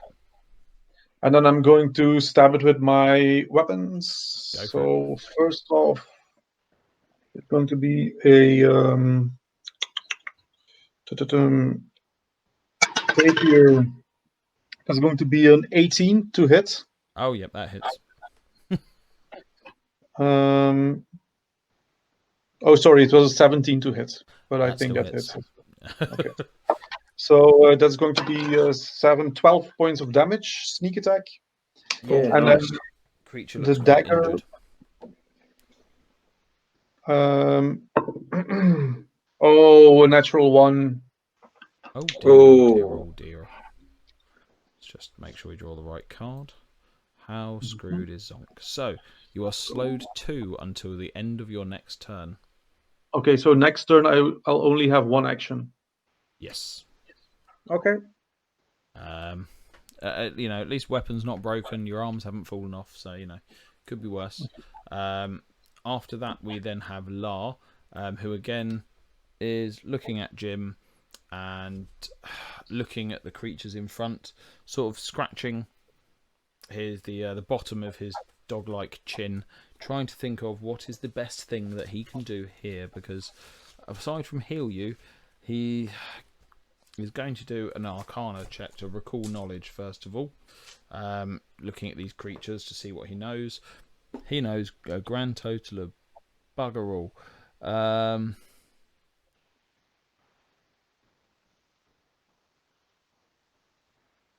Was he ranged? Does he have a bow or crossbow with him? He has a short bow. Yeah. He's going to draw that and take 2 shots at the creature in front. He's going to take a couple of penalties because of Jim is in the way, and he's within 30 foot. However, that might still just hit. An 11 on the dice, +1 for thing, +1 for the within. So he literally on the nose hits, and deals 3 points of damage to that poor creature. And he goes, you know what? I'm going to do that again. And that one just manages to not be a critical fail by 1. and he goes, "Oh, no, that'll do." And he's going to take a step towards Jim, just in case he needs to be next to him to give a bit of healing, as that seems to happen a lot to Jim. That does happen around Jim, yeah. After that, it is Jim. You do have your weapons drawn. Okay, I'm gonna strike. Yeah. 18 on the dice. Big. Plus 7. The potential for this to be a crit is high, so 18 on the dice, so 25 in total. Because of its reduction, it is most definitely and utterly a critical hit. That's good. Nice. Draw a card. Your weapon is Kukri. slashing. So you attempt to grapple the target as a free action. So you get to do your damage, double damage, and then you can make a free athletics check, which is a +3 to your roll, to see if you can actually grab hold of it. And then so it'd be a -2 to your roll because you get this as a second technical attack. And then you've still got your other 2 attacks. So roll the damage for me of 2d6 + 6, and we'll see if it even survives. 2 on the dice. Okay. So roll it again and add them together. 4 on the dice, so 6. +6, so 12. So as you go to try and, in good old fashion, grab hold of this creature, you manage to sort of grapple it by the throat, and you just break its neck as you drive the kukri deeper home, and then you just drop it to the ground. You still have 2 actions remaining. I'm going to advance towards the other 2. Yeah. Wow. So That's big, Jim. Nice. you can get right Big up to the Jim. one straight ahead and then attack. Thanks, Jim. Yep, I'll do that. So this is still only at the minus. So this is +2 because it's an agile weapon. I got a 10 overall. As you you run forward, you go to strike, and you're a bit overconfident this time, and it doesn't quite manage to connect. It is then the Fiery Mephit's turn, who are going to find their sheet.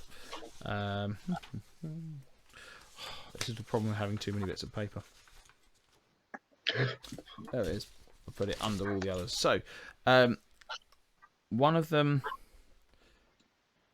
5, 10, 15 is going to come forward to right next to Zonk. Or in fact, one step further forward than that. And then both of them are going to unleash a cone of fire on both of you. So, can you make all make reflex saves for me, please? All of us. All of you, because they're both targeting you separately. Okay, 24 for Zonk. 24. So you save, so you only take half damage, Zonk.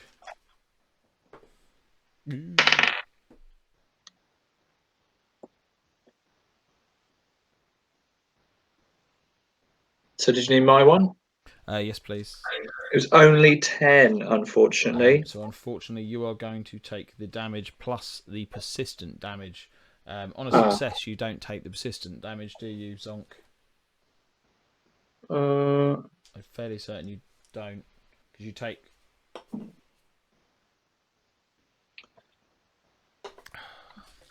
Is the persistent damage part of failing the save? No, it's just it deals X plus persistent damage. Bum, bum, bum, ba-dum.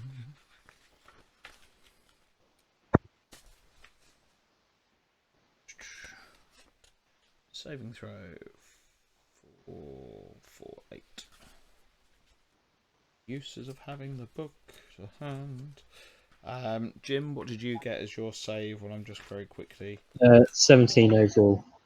Okay, That's so good. you are also going to take half damage. So clearly, the one at the back is a bit more vivacious in its fire because both of them take the full damage, which is a terrifying 7 points of damage. And then on your turns, you're going to take the persistent damage. I just want to double check.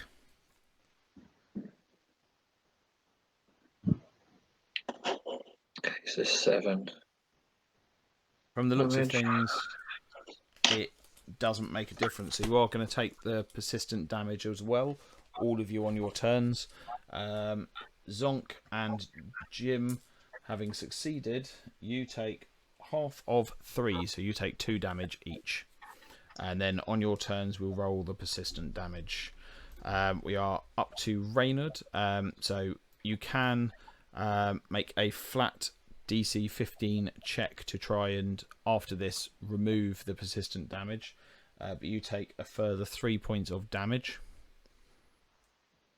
from the sort of the just constant burn that is now occurring from the fire from these mephits. Yeah. And then it, Two. I believe, it's one action, isn't it, Claudio? Yes, it's got to be. It's got to be an action to put it out, to put something out, or if not, more than that. So persistent damage at the end of your turn, you get persistent damage.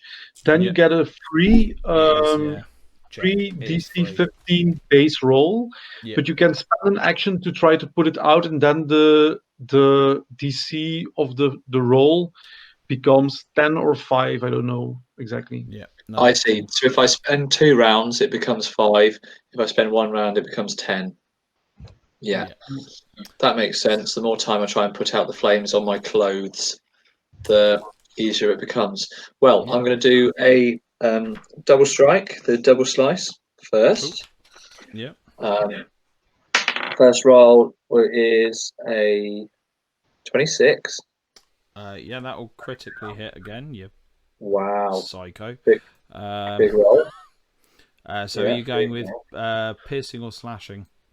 This is going to be slashing. Okay.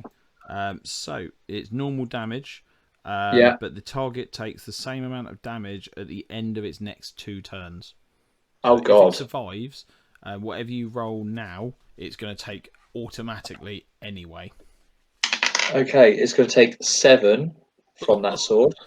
So No, hang on. I haven't done. So, yeah, that's normal damage, isn't it? 7 Yeah. now, 7 later, 7 later.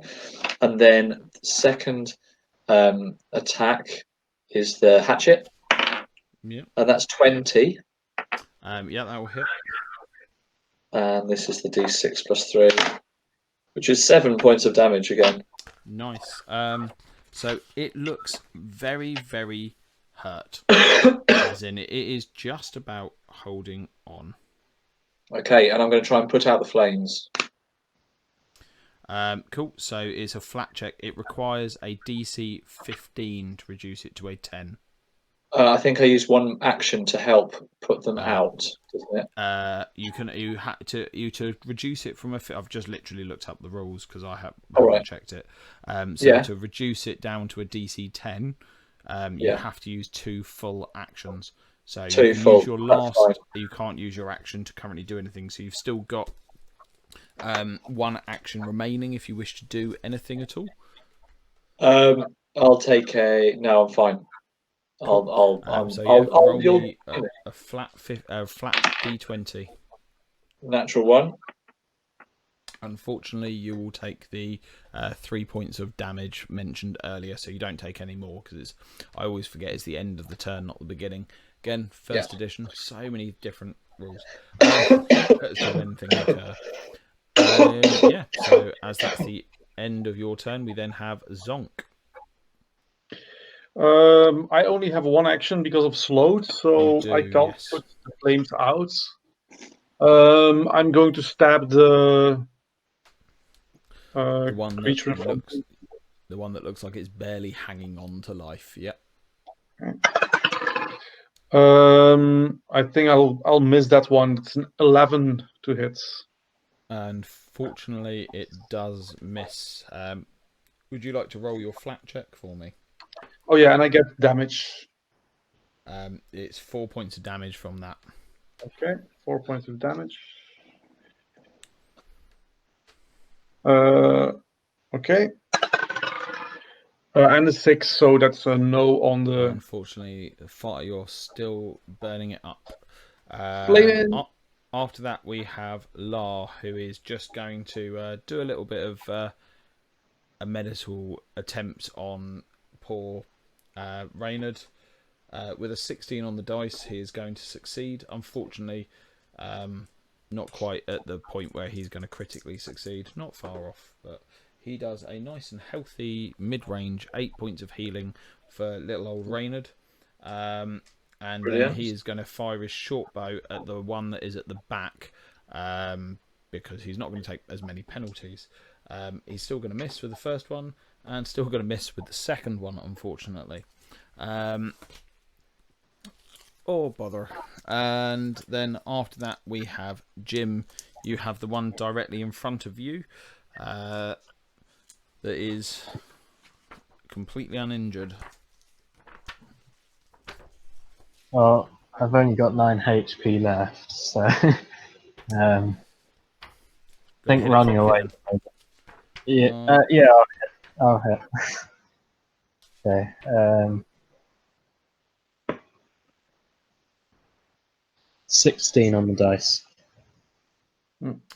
16 plus your 7 will most definitely hit.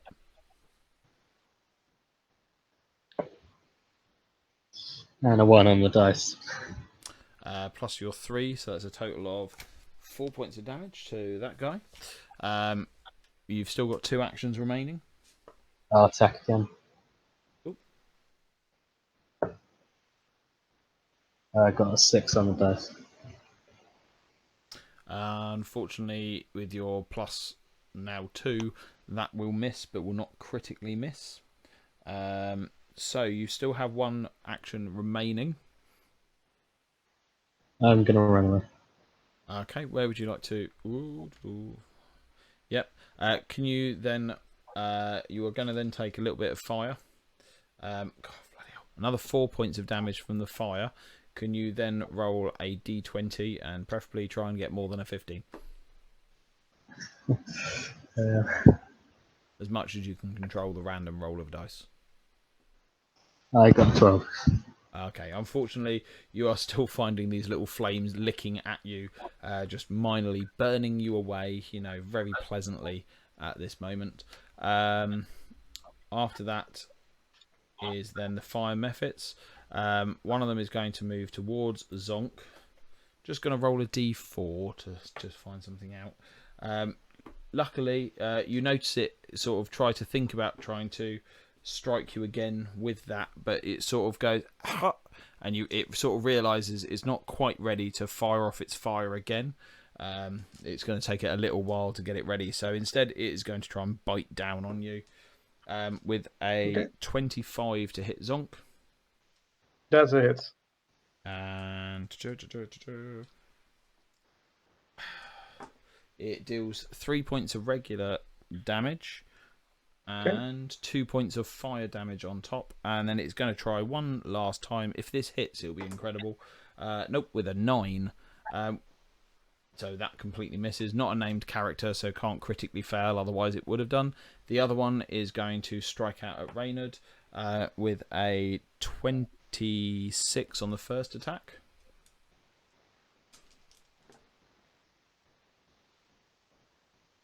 I assume that hits Reynard. Sorry, yeah, my mic was off. Yeah, definitely hits. Okay, so you take 6 points of regular damage as these sort of needle-like teeth bite into you, and then 3 points of further damage. It's then going to move round and attack this annoying little thing that keeps healing everything. Nope, with a natural 2, it completely and utterly fails with that attack. And then it literally, suddenly, out of nowhere, nothing hits it, nothing strikes it, but it reacts as though it is blown across the chest by a sword strike and drops down dead. As it takes a further 7 points of damage from its remaining 1 hit point. Wow. After that, we are back round to Reynard. There is one that is looking moderately injured in front of Zonk. There is currently a cowering Jim who's sort of burning slightly in a corner. I'm going to go And in front of. I'm going to go between Zonk and Jim. Yep. On to this bit here, and oh, what happened there? I moved you. Aha. And I will try to do my double slice. So attack number 1. 11.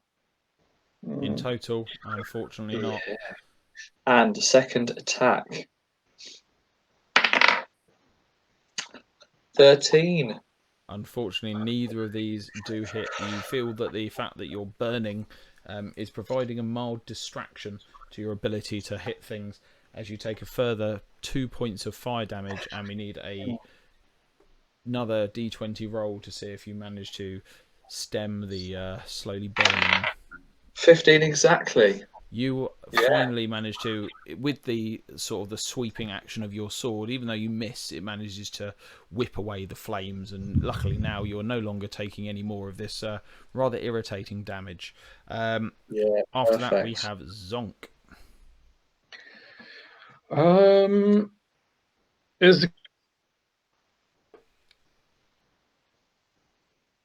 creature in front of me? Wait. Thought my computer had completely frozen then because everything stopped moving. Okay. Huh. Is the creature in front of me wounded or still? It's very mildly wounded. It seems to have taken some damage. Okay, so I'm going to ignore the flames licking at my body, and then I'm going to do twin feint. So the second attack is Perfect. automatically flat-footed. Excellent. The first attack is going to be a 23 in total. Oh, definitely hits. Yes. Wow. Of the rapier, that's for minimum damage. It's 5 points of damage. And then the second one, he is flat-footed against that attack. Absolutely. That's an 11 on the dice, 15 to hit. Because of the flat-footed, that hits. Nice. That's a total of 9 points of damage. This creature from the second attack, where you sort of confuse it as you sort of flick to one side, cut away at part of its wing, you then drive the second one home straight through the heart, and you manage to kill it off. You then take 2 points of damage. Would you like to make a flat check? Yes. And I roll 6 again, so that's not how much. No. How many points It of was damage? 2 points of damage. I'm starting to see crispy. To look crispy. At that point, Lar comes running forward and goes, "Oh, you bloody lot! You can't bloody do anything." And he's going to use a full 3 of his heal to sort of just do a burst of healing, as that he feels is the quickest way he can help all of you in one turn, because we're sort of going to remain in initiative order at this point because Jim's quite close to death. So he does, As however, usual. heal you all for a nice and healthy 7 points of damage. Nice. And then he takes 2 points of damage. 1 point of damage, and then he attempts to stop himself being on fire, cocked as hell, not with a 12. Okay, so after that, there are a few things you can do. You can allow. Okay, you have to get to your persistent, your full healing to avoid staying on fire. You do notice at one end of the barn, though, as you came in down here, there was a small water trough. If anyone wishes to dunk themselves in, or if anyone wishes to help Jim or Lar put out the flames on their turn, they can do.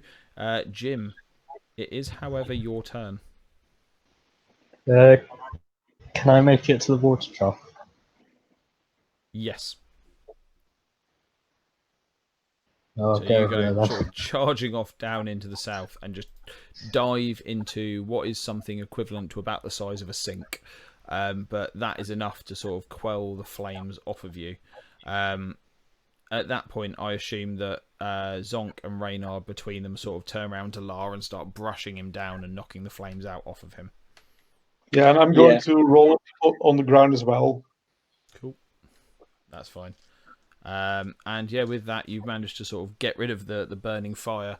And then as sort of your attentions are drawn back to what is going on around you, other than sort of the sort of attack of annoying little creatures, mostly more than anything, you start to hear those and sort of whimpers and cries of something that appears to be coming from this stall now that is now directly to the right of the three of you.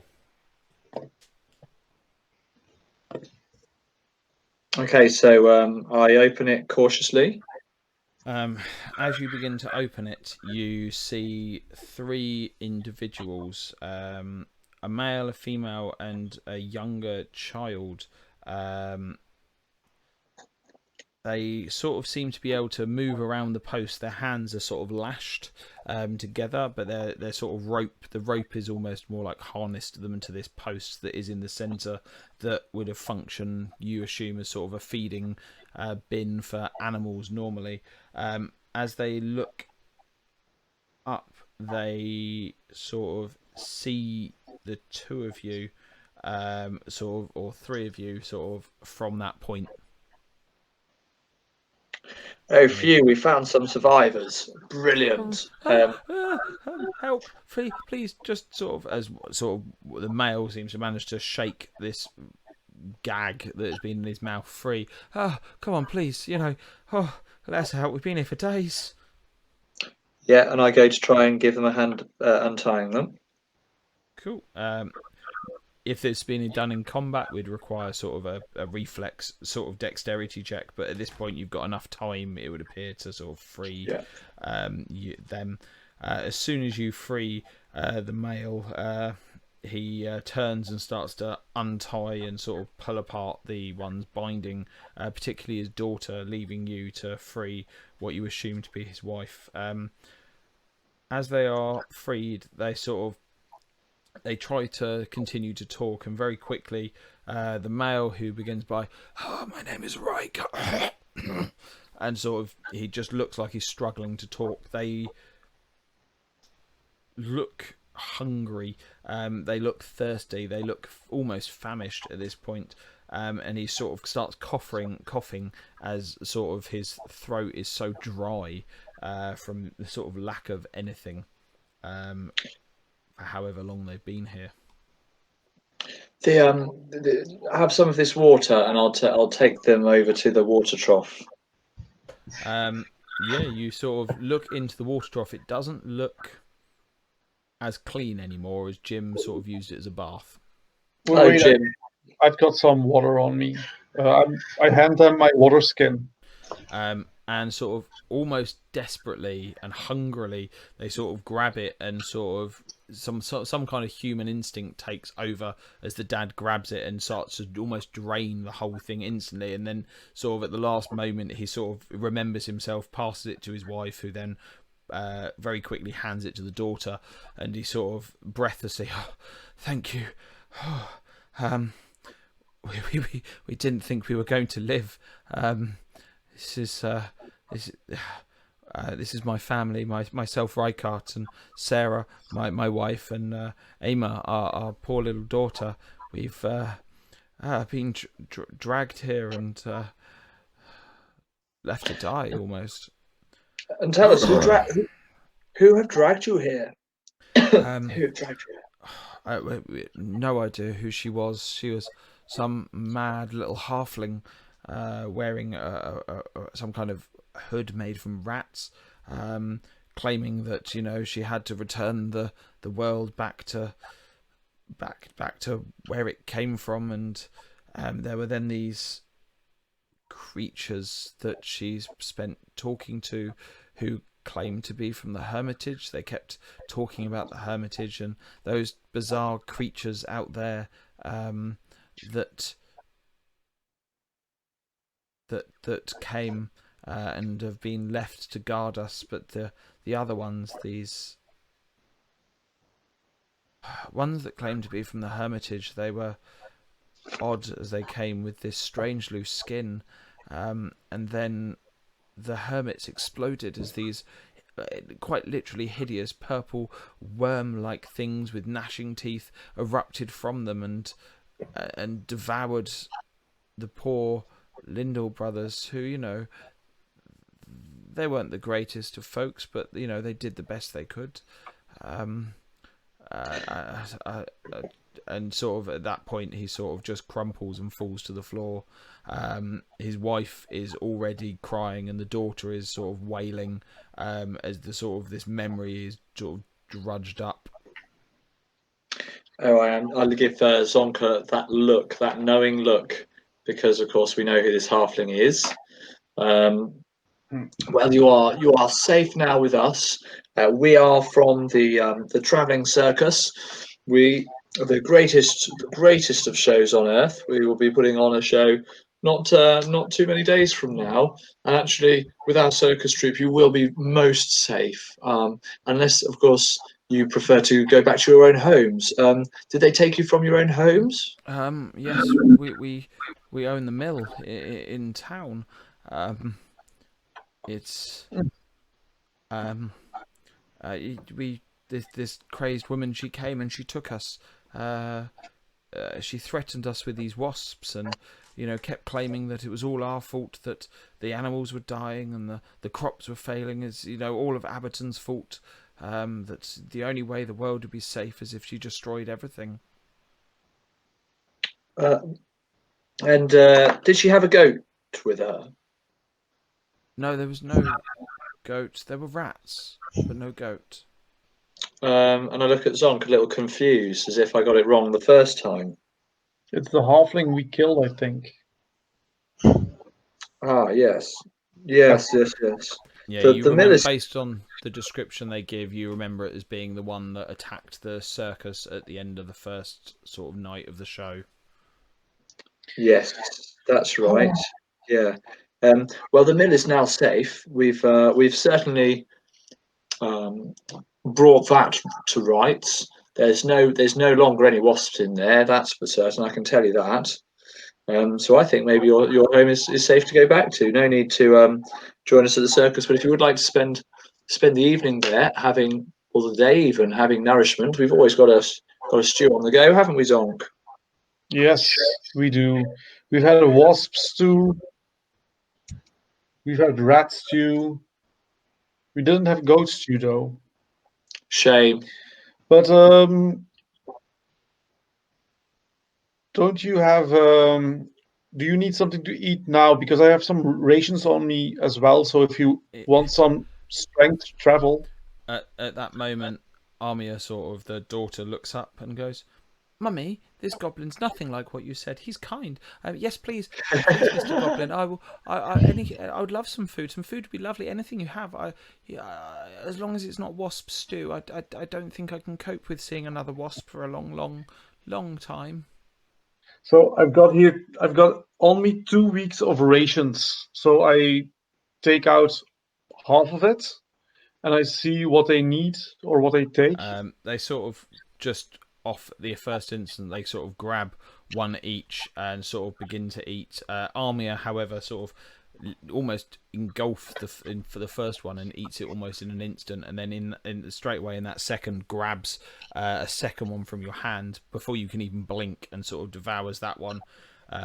Sort of the greasy nature of the ration, sort of jerky style thing, just sort of plastered round her mouth, and she sort of looks up at you somewhat weakly still, but gives you a smile, sort of again remembering the manners she's been taught by her mother, sort of bobs her head and says, "Thank you, Mr. Goblin." Yeah, you're welcome. I feel this. I have this tingly, warm feeling inside that matches the warm feeling I had outside just minutes ago. Nice to have continuity with feelings. Absolutely. Well, if you wouldn't mind us staying a few days at the circus, if it wouldn't be too much trouble, it would be nice to be around. You know, some people. I don't know if I feel safe in my own home yet. I mean, I assume you looked in every room. Yes, of course. Mm, Yes, of course. I look at Zonk. The way this lady's talking to us, it makes me think like we didn't look in every room, Zonk. the only thing that I know is that I hung from the ceiling from a wasp hive. So that's the only thing I remember from that day. You remember Zonk from being up there. You saw the whole of the upstairs was trashed as you went up there looking for somewhere to hide. The only doorway had a bookcase thrown across it. Oh yeah, you need you might need new furniture. Well, anyway, if you let us know where your circus is, I'm sure we can make our way there safely. It's not too far to the town. I'm sure we'll be safe. Yes, the circus is just to the northeast of town. You'll find it. Maybe you know Johnny, the little Johnny who does the odd jobs for the mayor. Oh, Johnny Plinkett. Yeah, he's a lovely little lad. Yes. That's right. If you see him in town, tell him there's a copper in it for him, and he'll take you there. Excellent. Oh, most kind of you. Yes, I'm sure.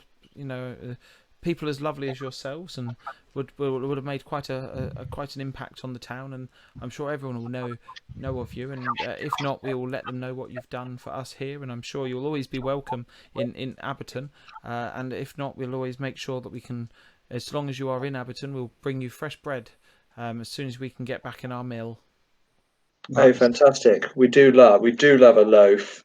We absolutely do love a loaf. Oh, The, also when you get back to town, there was this plant here, this giant plant monster, and well, the plant ate the sheriff how can you know that?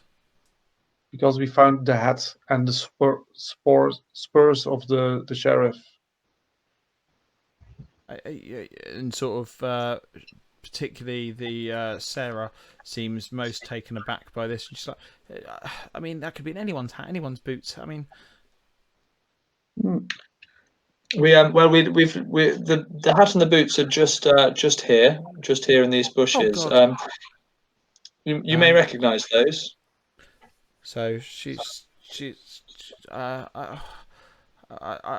have to take your word for it. I'm not going to go and search for any bushes. Not after hearing that plant. I mean, we heard it eat something, and that bizarre woman that the creatures referred to as Nemia.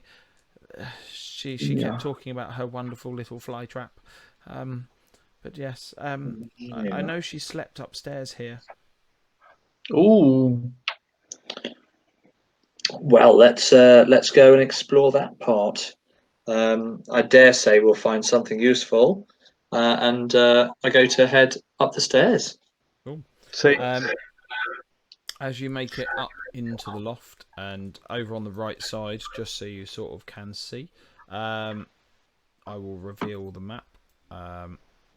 So just the upstairs. As you come up to the top, I assume going through the lower one or the upper sort of ladder at this point. Up a ladder, I think.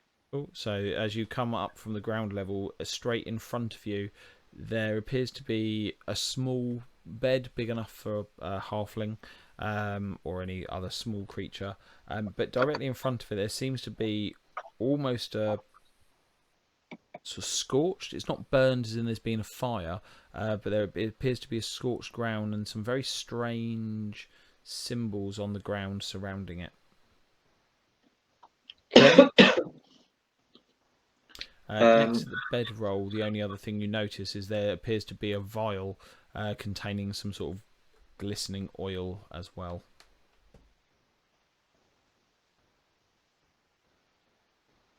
Okay. So can I look at the symbol and see if it's anything I recognise? Yeah, you can do a religion check for me. Okay. Let's take a look at that skill.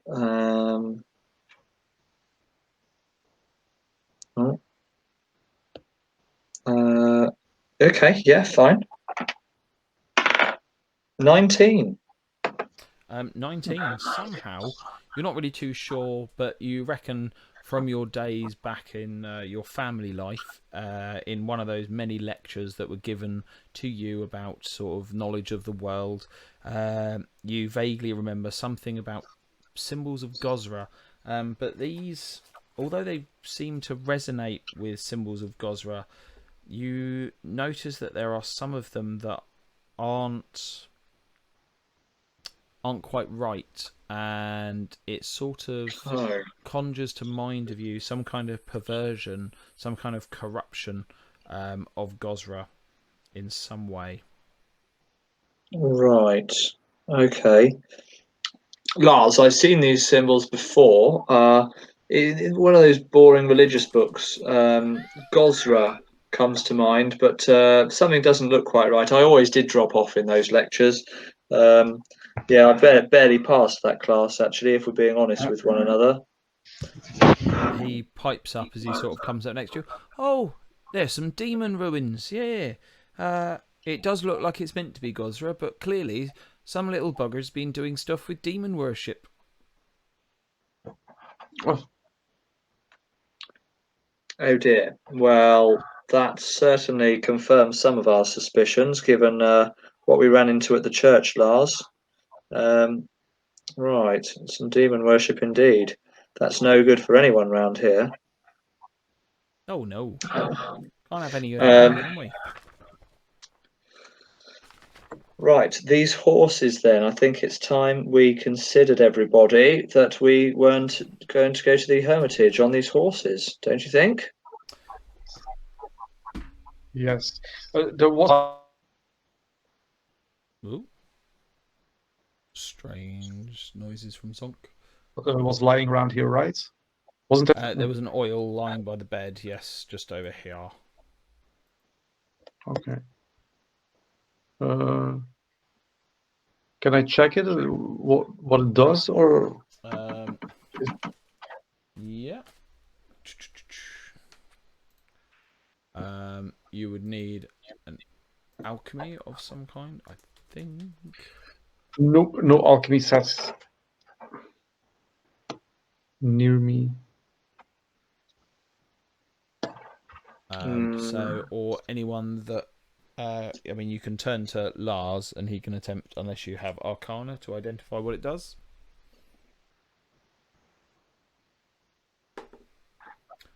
Oh, that little thing, that'll do some mending. Mm. And it functions as an oil of mending, which functions as the second level version, so a heightened version of the spell Mending, that allows you to repair an item of a non-magical object, removing 5 points per cast per spell level, so 10 as this is at a heightened level, to any broken item, unless it is magical. Okay. Oh, Nice. brilliant. Good find there. Yes, that'll come in handy at some point. Yes. Okay. Nice. So the only question I still have before we move on to the hermitage is, will we go as level 2 or as level 3? Well, as you start to head back to your horses, you're not too sure if it's from the trauma. You're not too sure if it is from just the insane number of critical hits, as well as Jim's still consistent ability to somehow survive, mostly spending his life on 1 hit point.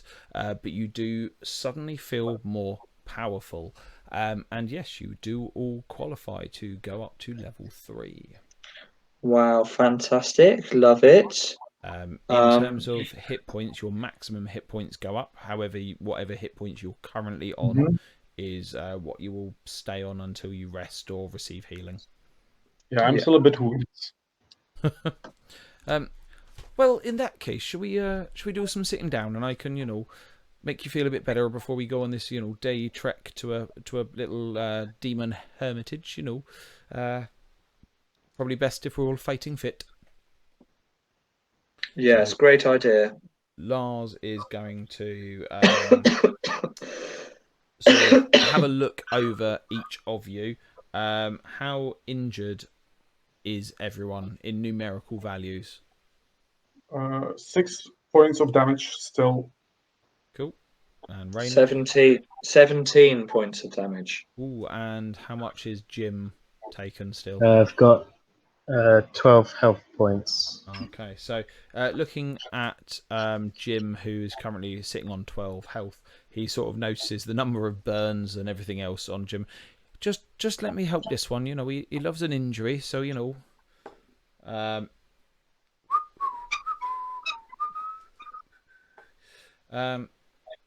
So you take a wonderful 7 points of damage.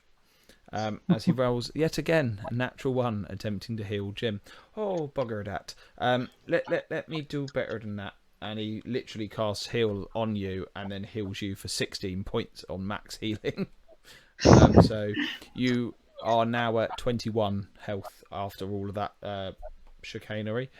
He's then going to turn. Sort of, this has taken just over 10 minutes. Turns to Reynard, the next most injured, and he doesn't manage to injure Reynard as he manages to succeed at healing and doesn't damage. As he hits level 3, he can no longer actually after this because I feel we did this before we started traveling. He can no longer critically fail and hurt people with healing anymore. So with that, he does 13 points of healing to Reynard. Nice. And then That's once great. he managed to do that, also he turns to natural 20. So Zonk, you know that's 6 damage you had. Unless I roll 4 ones, you're gonna be okay. So yeah, you're at max health. I rolled an 8 on the first dice. So in fact, actually, that's relevant because you can go over now, can't you? So you can, with this, you can go up to your max hit points, Zonk. So you've got 10, 14.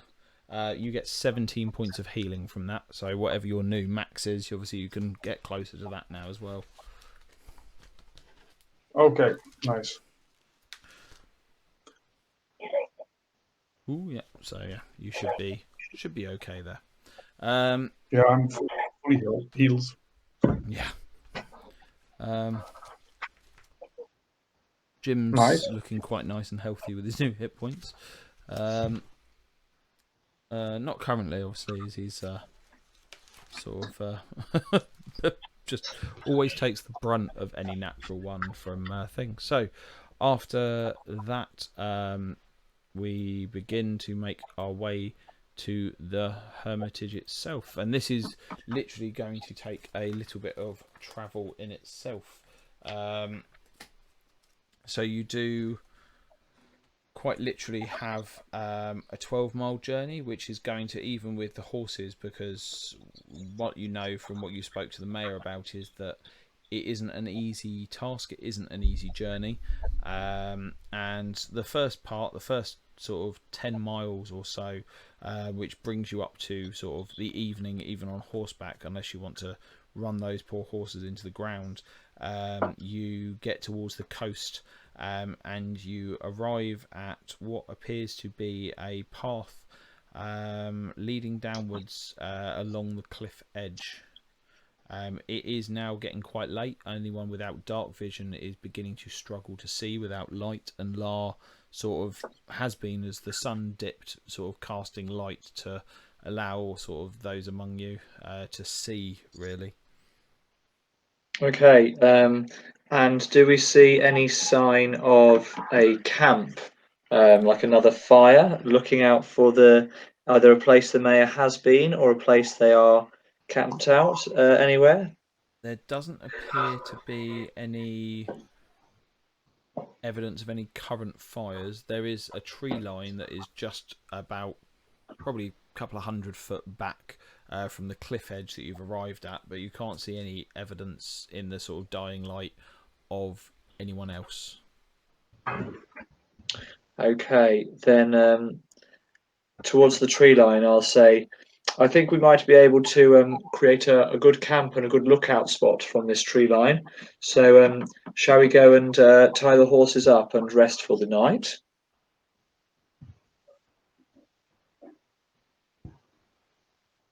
And everyone agrees. So we go and try and rest there for the evening. Cool. So yeah, between you managed to sort of set up a camp and come up with some kind of plan as to who is going to keep watch at what time. La, seeing Jim still injured, is going to attempt to do a bit more healing on him, using up one of his remaining spells, healing a grand total of 9 off of the 1 that he rolled on the damage dice, so 9 more points of healing to Jim. Thanks. And sort of then, yeah, sort of everyone sits down, pulls out a ration, and sort of waits for night to pass as you sort of look down at the cliff edge. And at this point in time, you wouldn't really want to attempt to sort of clamber down it, particularly without being able to see where you were going. And yeah, can I have so what order would you like to be on watch? Reynard first. Yeah. I'll go next. Cool.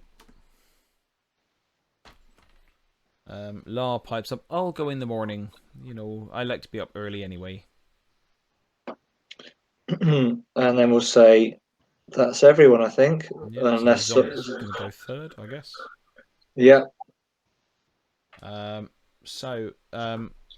can you make a perception check for me as you are sort of sitting out while everyone else is sort of sleeping, trying to I think he might have gone away to do something, so we literally picked the one person that's disappeared. Okay, we'll roll his perception for him. So he manages to spot sort of a small group of creatures moving past, but can't quite make out what they are, but they seem to give your camp a wide berth as they go past, and other than that, nothing else seems to come in the night. You manage to get the appropriate amount of rest and wake up feeling refreshed and ready to take on whatever insanity may be awaiting you. Perfect. Right then, everybody. I think we must get ready to go now. First light. I know it's early, but I think we need to really get going on this one. Okay. Okay. So we untie the horses, having got all of our camp put down and packed away, and we try and make our way further. Perfect. So you arrive at the cliff edge, and there's no fence, there's no guide rails, there's nothing that is designed to make this easier. The wind that is going along batters the cliff edge itself. It's clearly not designed as a welcoming entry into the area where the hermitage seems to lie. It's almost like they don't like visitors. As you begin to make your way down, you travel and you manage to. The path is wide enough to walk along. It's not designed to trip people up or anything else in any way. Probably on the fact that the poor individuals themselves that are, the hermits probably aren't the greatest of movers generally themselves, based on the other things you've seen. They haven't been particularly athletic. You haven't seen any evidence of the mayor yet himself either, but you do quite quickly manage to make your way, and I'm going to drag you down into the appropriate corner of this map that is utterly huge.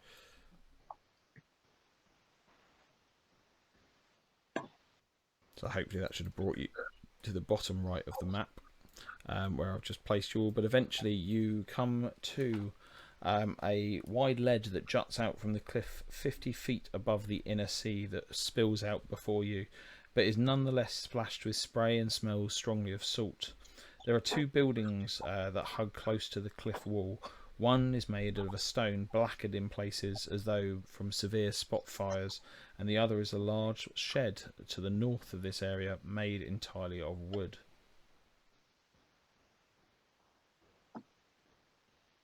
I'm just going to... you should be able to see just over here, there is the doorway, that's to the shed.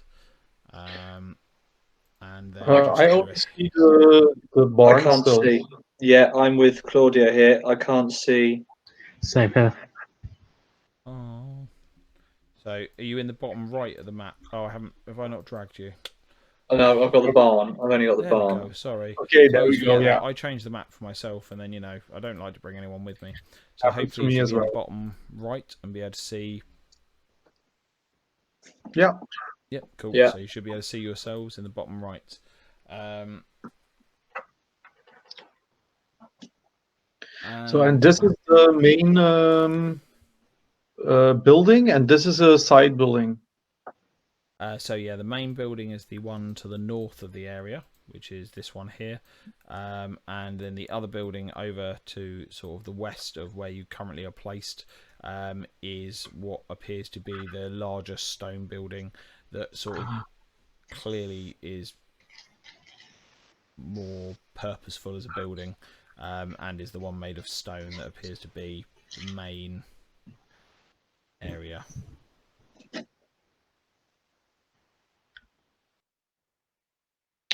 Okay. Right then. Well,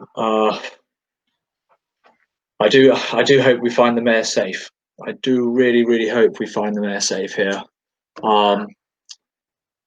Well, I do like to explore an outbuilding, but it'll probably only be for the bathrooms. Let's I think knock on the main doors, expecting someone to answer, right?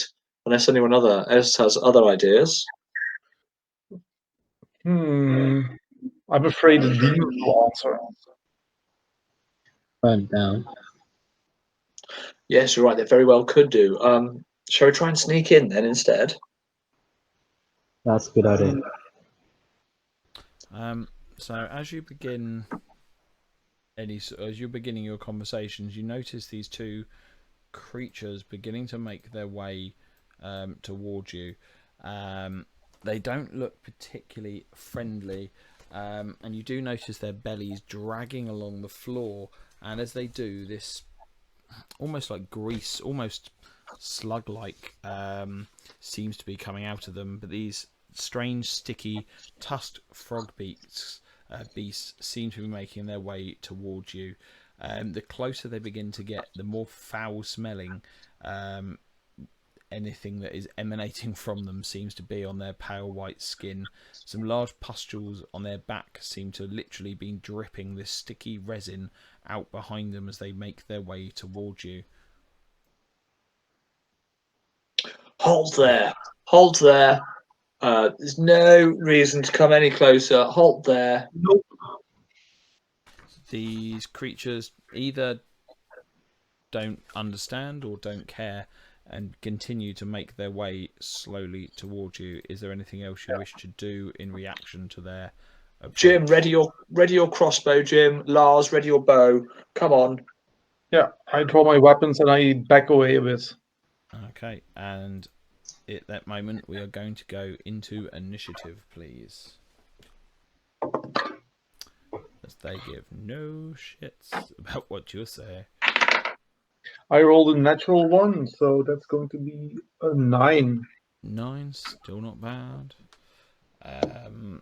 La probably will get a natural 20 on this one and fail everything else. No, natural 7, so 14 for La. How did we 11. 11 for Jim. 19 for Reynard. Nice, solid. So the strange creatures just pip you out on your initiative there, and they begin to move forward. 5, one gets to there, and one is coming straight towards poor little Roger. At this point, obviously, La had reacted and drawn his short bow and the strict commands of Reynard, and the first thing they're going to do is they're going to strike out once at Reynard with a 27 to hit. Yeah, definitely hits. Yeah. Where was it? There it is. For a total of 7 points of damage. Okay.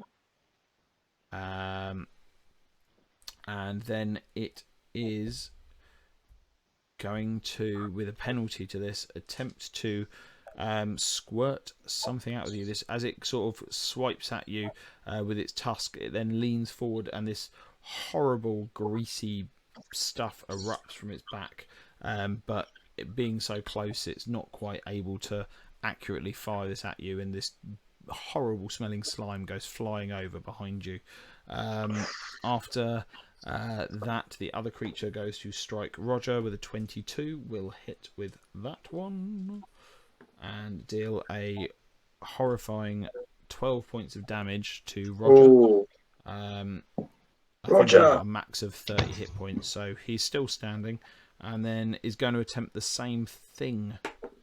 And with a 13 is not going to manage to strike Roger there, who is too quick to maneuver out the way. Reynard, these two horrifying looking creatures are in front of you. So let's do my double slice on the creature attacking Roger. First one is not good. No, that's only 13 on roll number 1. Fortunately, that one will miss. And the hatchet. Oh, same roll again. Terrible. Unfortunately, that one will also fail to strike this creature. And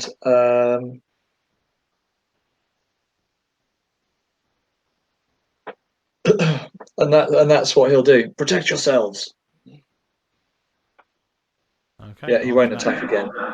We have La, who goes, "Don't worry, I'll just shoot him with my bow." With an 18 on the dice, he is going to hit. Nice. Unfortunately, he hasn't got quite enough of a bonus to critically hit, whereas I think the others of you would do now. He deals 3 points of horrifying damage to one of them, and he goes, "I'll try that again." With a 19 on the dice, he will hit again. Wow, and that's will deal big. a horrifying 1 point of damage, and he goes, Oh, really? bugger it, I'll do it again.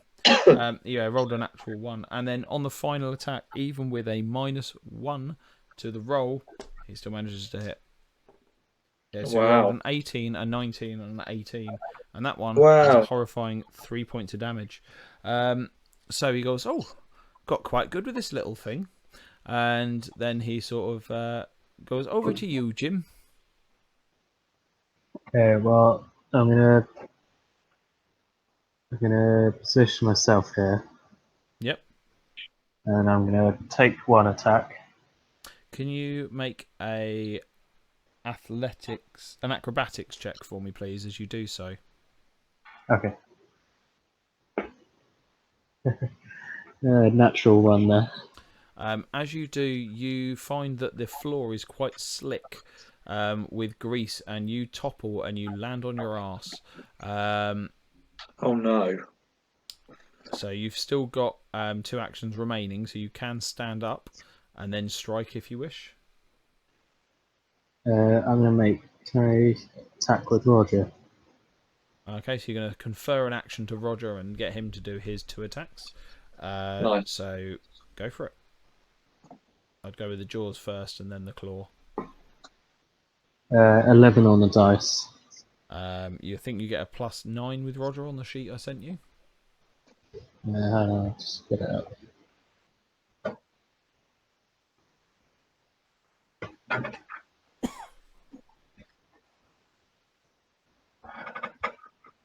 Yeah, he's +8 on the jaws, sorry, and then it's 1d8 +2 for piercing, and then the talons are the best one to do second because they've got a better bonus overall. So yeah, d20 +8. And I got an 8 on the dice. With a total of 16, unfortunately, won't quite manage to do it. Pretty close. Do you wish to use his talon or his jaw for the second one? Talon. Talon, so this is a +4 result.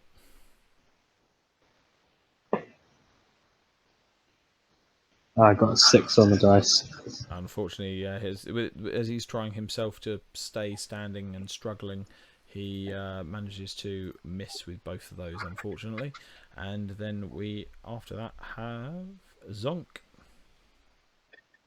Okay, so Zonk is going to take the opportunity to move around Yeah. and move to this position, and then Can I have an acrobatics check from yourself as well, please?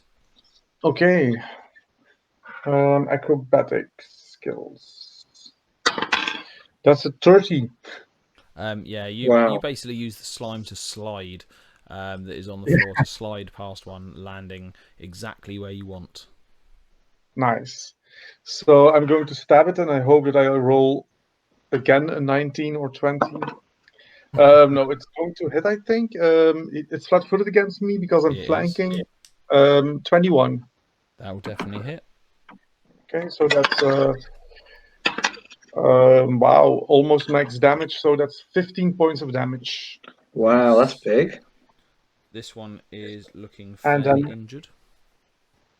I'm going to try to finish it with my dagger. So that's going to be with a +5.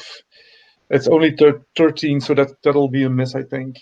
Unfortunately, even with the flanking, it is unfortunately a miss. Alas. We are then back round to the creatures themselves. Oh, damn. So the one that is just being struck by Zonk is going to turn and swipe at you with its tusk with a 24 to hit. That's a hit. And then that is 10 points of damage. Okay, ow.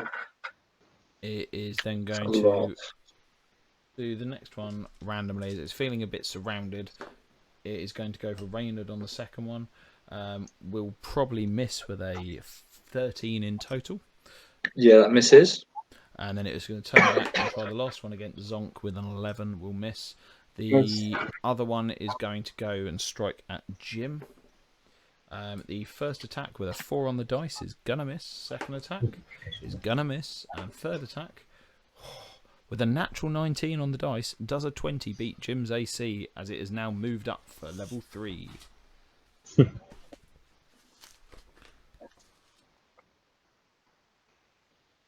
It does, unfortunately. Only by 1 did he manage to hit you.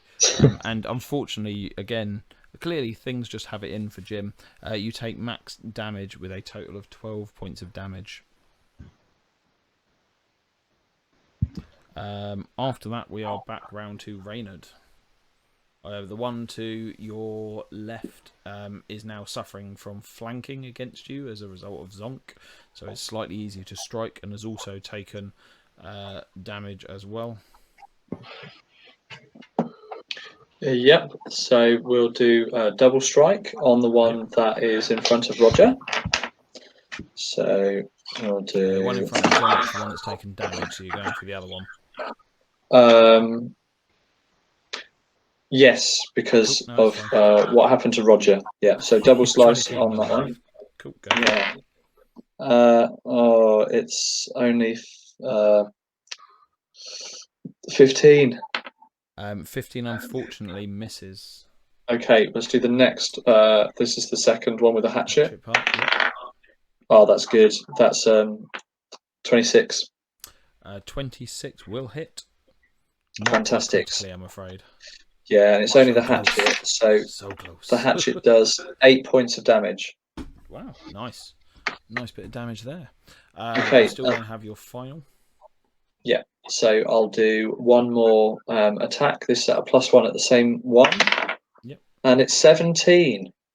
You will hit. Nice. So that's D8 +3. And we've got 5 points of damage that time. Nice. I've done a nice little bit of injury to that one. We then have La. Oh, poor little Jimmy. He looks a little bit under the weather.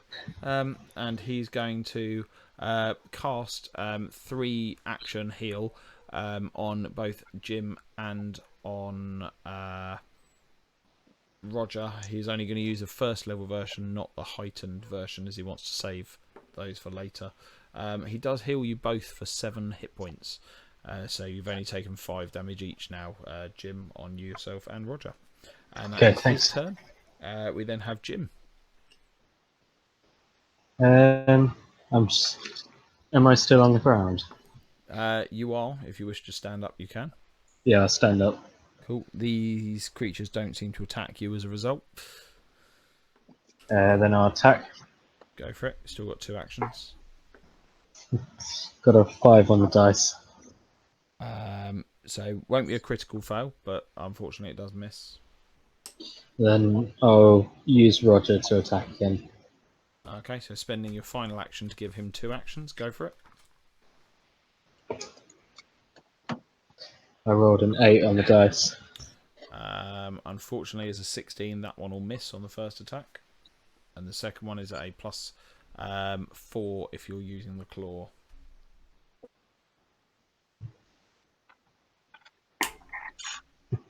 A natural 1 there. Oh no! And unfortunately, Roger is a named character. So he shall, when I make this to a size that I can actually see, there we go. His weapon flies. All his teeth fall out.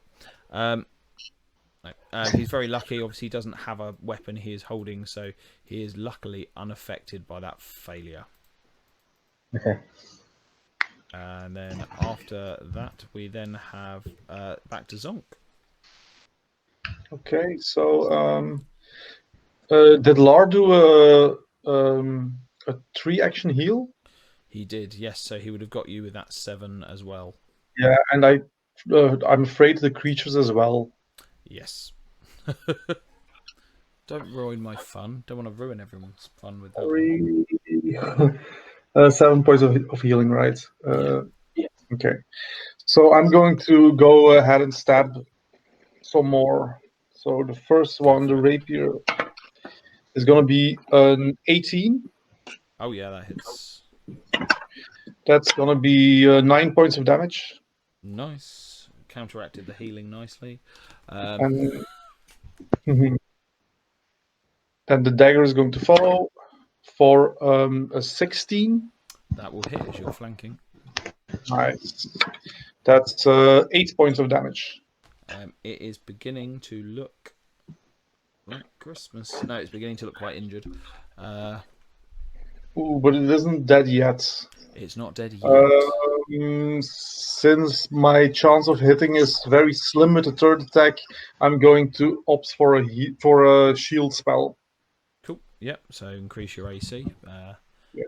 Good plan. After that, we then have back round to them, and we will go for the one. Does it attack Jim or does it attack Roger? It comes for Jim. With a 30 to hit you is going to be a critical success, unfortunately. Ouch. Just the dice have it in for Jim, clearly. They're not round the Rangers. So that is, as people say, boxcars. So that is 16 on the dice plus. So that is 24 points of damage to little old Jim. What? Ow. I'm on 1 health point. Jim, again. Why are you always on? So does it? Oh dear. So it again, noticing the advantage, it presses for that. Oh no. Jim thrives on 1 health point. He does, and luckily with that one, it misses. The final attack is going to go at Roger, and is going to miss by large margins. The other creature, first attack, is coming for Reynard. However, a 17 will not strike Reynard. He's been lucky. No. So pressing that annoyance this time, it goes to strike again, failing completely, and the final attack is coming at Reynard again. It's frustration. It does critically succeed with a natural 20 on the last one. Oh, come on. And its total is a 21, so it is going to manage to do all the double damage to you. I think the frustration as it tries to gnash out at you got to it, and it went for a very painful strike. This one's not quite as nasty as Jim's damage. It is a total of 15 points of damage you take from that. Oh, that is still quite a lot. And that's the one that's between Zonk and me. It is indeed, and it is now your turn to retaliate if you so wish. Yeah, absolutely. Out of the two, it looks very injured comparatively. Okay, so let's could take it down. Yeah, so let's do it. So Yes, so with my double strike, 24 for my first hit with my longsword on the double strike. Oh, that hits. And we've got 6 points of damage. 6.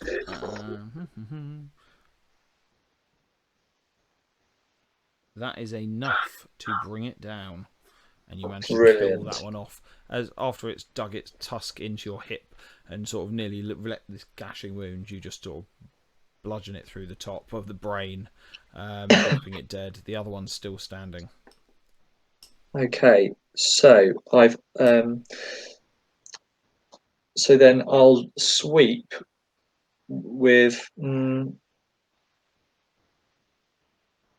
I've already attempted to attack a different target, so It my has to be you with the hatchet, so you have to has to attack still with the be the hatchet same. to get the. Yeah, fair enough. Okay, so right. I will attack now with. I'll do my double slice on this one because Both that will double be at slice didn't succeed. Yeah, no, So therefore, this will be at both will be at a -4. Yep. Yes. So that's which is actually still +5. Oh, so this is 11. To use it. 11 in Yeah. total. Unfortunately, that one misses. Yeah, because you could critically succeed without this double slice and still have a good chance of. I'll learn from this. And a natural 20, the That one caravan. will critically succeed. Yeah, so that's the caravan. And that is the hatchet. So it's 2d6, which coming at 9 and 3, 6 is Oh, is it a 15. slashing? The hatchet is slashing, yeah. It's such a shame it is not piercing. Yeah, knock back. Not back 10 feet, you'd have just kicked it over the edge. It should have been Oh, epic. really? Yeah, Oh. it was, pushed 10 feet. So you broke its armour. Unfortunately, it isn't wearing any. So how much damage was it? It was double damage. It was 15 points of damage. 15. Nicely done. So it is now looking considerably more injured. With that, La is going to take 3 pot shots with his short bow. One is a natural 20. One is a natural 19, and the last one will miss. So the critical hit with his rather impressive bow skills. It is a piercing, so until healed, it has a relevant amount because this and the other attack could quite happily kill it if we roll well. I think bows also have a deadly trait, so they add another dice to the damage when critical. Oh yeah, that's nice. I like that. Only 10 or so, I think. It is deadly 10, so this is going to kill it unless I roll really badly now. Deadly 10. I've never heard of Deadly 10. So on a critical hit, it deals an extra d10. So it's like the fact in first edition, bows used to do triple damage. So that's like its conversion of that. So he does, unfortunately, roll terribly. Deals 11 points of damage. And it is still standing. Just. Wow. You can blame the dice for that one. However, we do still have Jim clinging on to life on 1 hit point. Can he kill this creature that is also not looking too healthy? Vengeance time. Revenge. I got 11 on the dice. Okay, with the +7, +8 now, you are going to hit. So 1d6. And a 2 on the dice. +3 is enough to kill it. If you had rolled a 1, it would have survived, but with that you managed to bury your kukri through one eye straight into the skull, killing the creature. As you draw the sword out, you can see the sort of this horrible slimy mess, as you seem to have punctured some kind of pussy gland inside, that you feel you probably should quickly flick off your sword. But yeah, those creatures are dead, and there is one thing that is going to happen before we call it for today. As a result of the ruckus that you have caused, the doors to this hermitage blast open, and 3 heavily armoured looking individuals come rushing out, glaring at you for appearing up on their little slice of heaven. And trying to find the right thing. As they come out, they shout at you, "You shouldn't be up here!" And we will start straight into initiative at the beginning of the next game, as these three guys are going to straight up attack you. Nice. What a brilliant That's session. a nice cliffhanger. It was good fun. That was great fun. Yeah. The fact that Jim is keeping people entertained with his perpetual state of near death is rather wonderful. I'm going into the next game with a 1 health point. Crazy. Crazy. That's right. La might not kill you by healing you. With Unfortunately, hope. yeah. Well, he can, as it's been more than 10 minutes. He can at least come over and give you a nudge and hopefully heal you. And if that fails, he can possibly try not killing you. At least he goes before you. I wonder what these guys are going to roll in on. Oh dear. So Jim has just gone. So after that, the next person that is going to go is going to be Zonk. You will still have an action remaining, Jim. So I will make note of that. Because that might be quite important. You might just jump off the cliff into the water and run away. But yeah, no, that was good fun, and Well we done. made it. And as you might have realised from the size of the map, to a rather large Church of the Blessed Lightning, or Hermitage of the Blessed Lightning, that you've been sent to through various ideas that you've come across. Matt now partly in search of the mayor, and also in search of what is happening to this place, that this church and building of Gosra seems to be infected by some sort of demonic intent. Yeah, no, that was really good fun. This is That's brilliant. good. I will post a write up to the group so you have an idea of sort of the magnitude of things that have just happened. But thank you all, and I will. Thanks. We'll catch you again in 2 weeks. Nice one. Okay. Thanks, everyone. That was brilliant. See you Well later. done. See you soon. Bye. See you soon. Bye. See you soon, guys. Cheers all.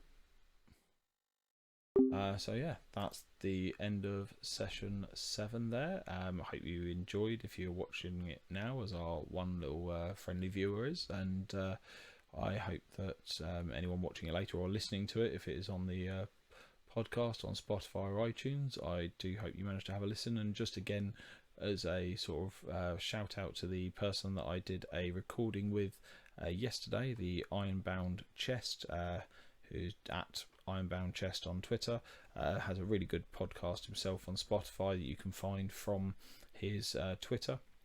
Had a wonderful interview around storytelling and all the different elements, and obviously the fact that this campaign is mostly trying to be derailed by the idea of going and trying to just get everyone to join a circus. And obviously my one's not out till March, as he's running on quite a bit of backlog of different ones that he's doing, but the other ones he's done are really interesting, and I've just started listening myself, so I totally recommend those if you're looking for something to listen to.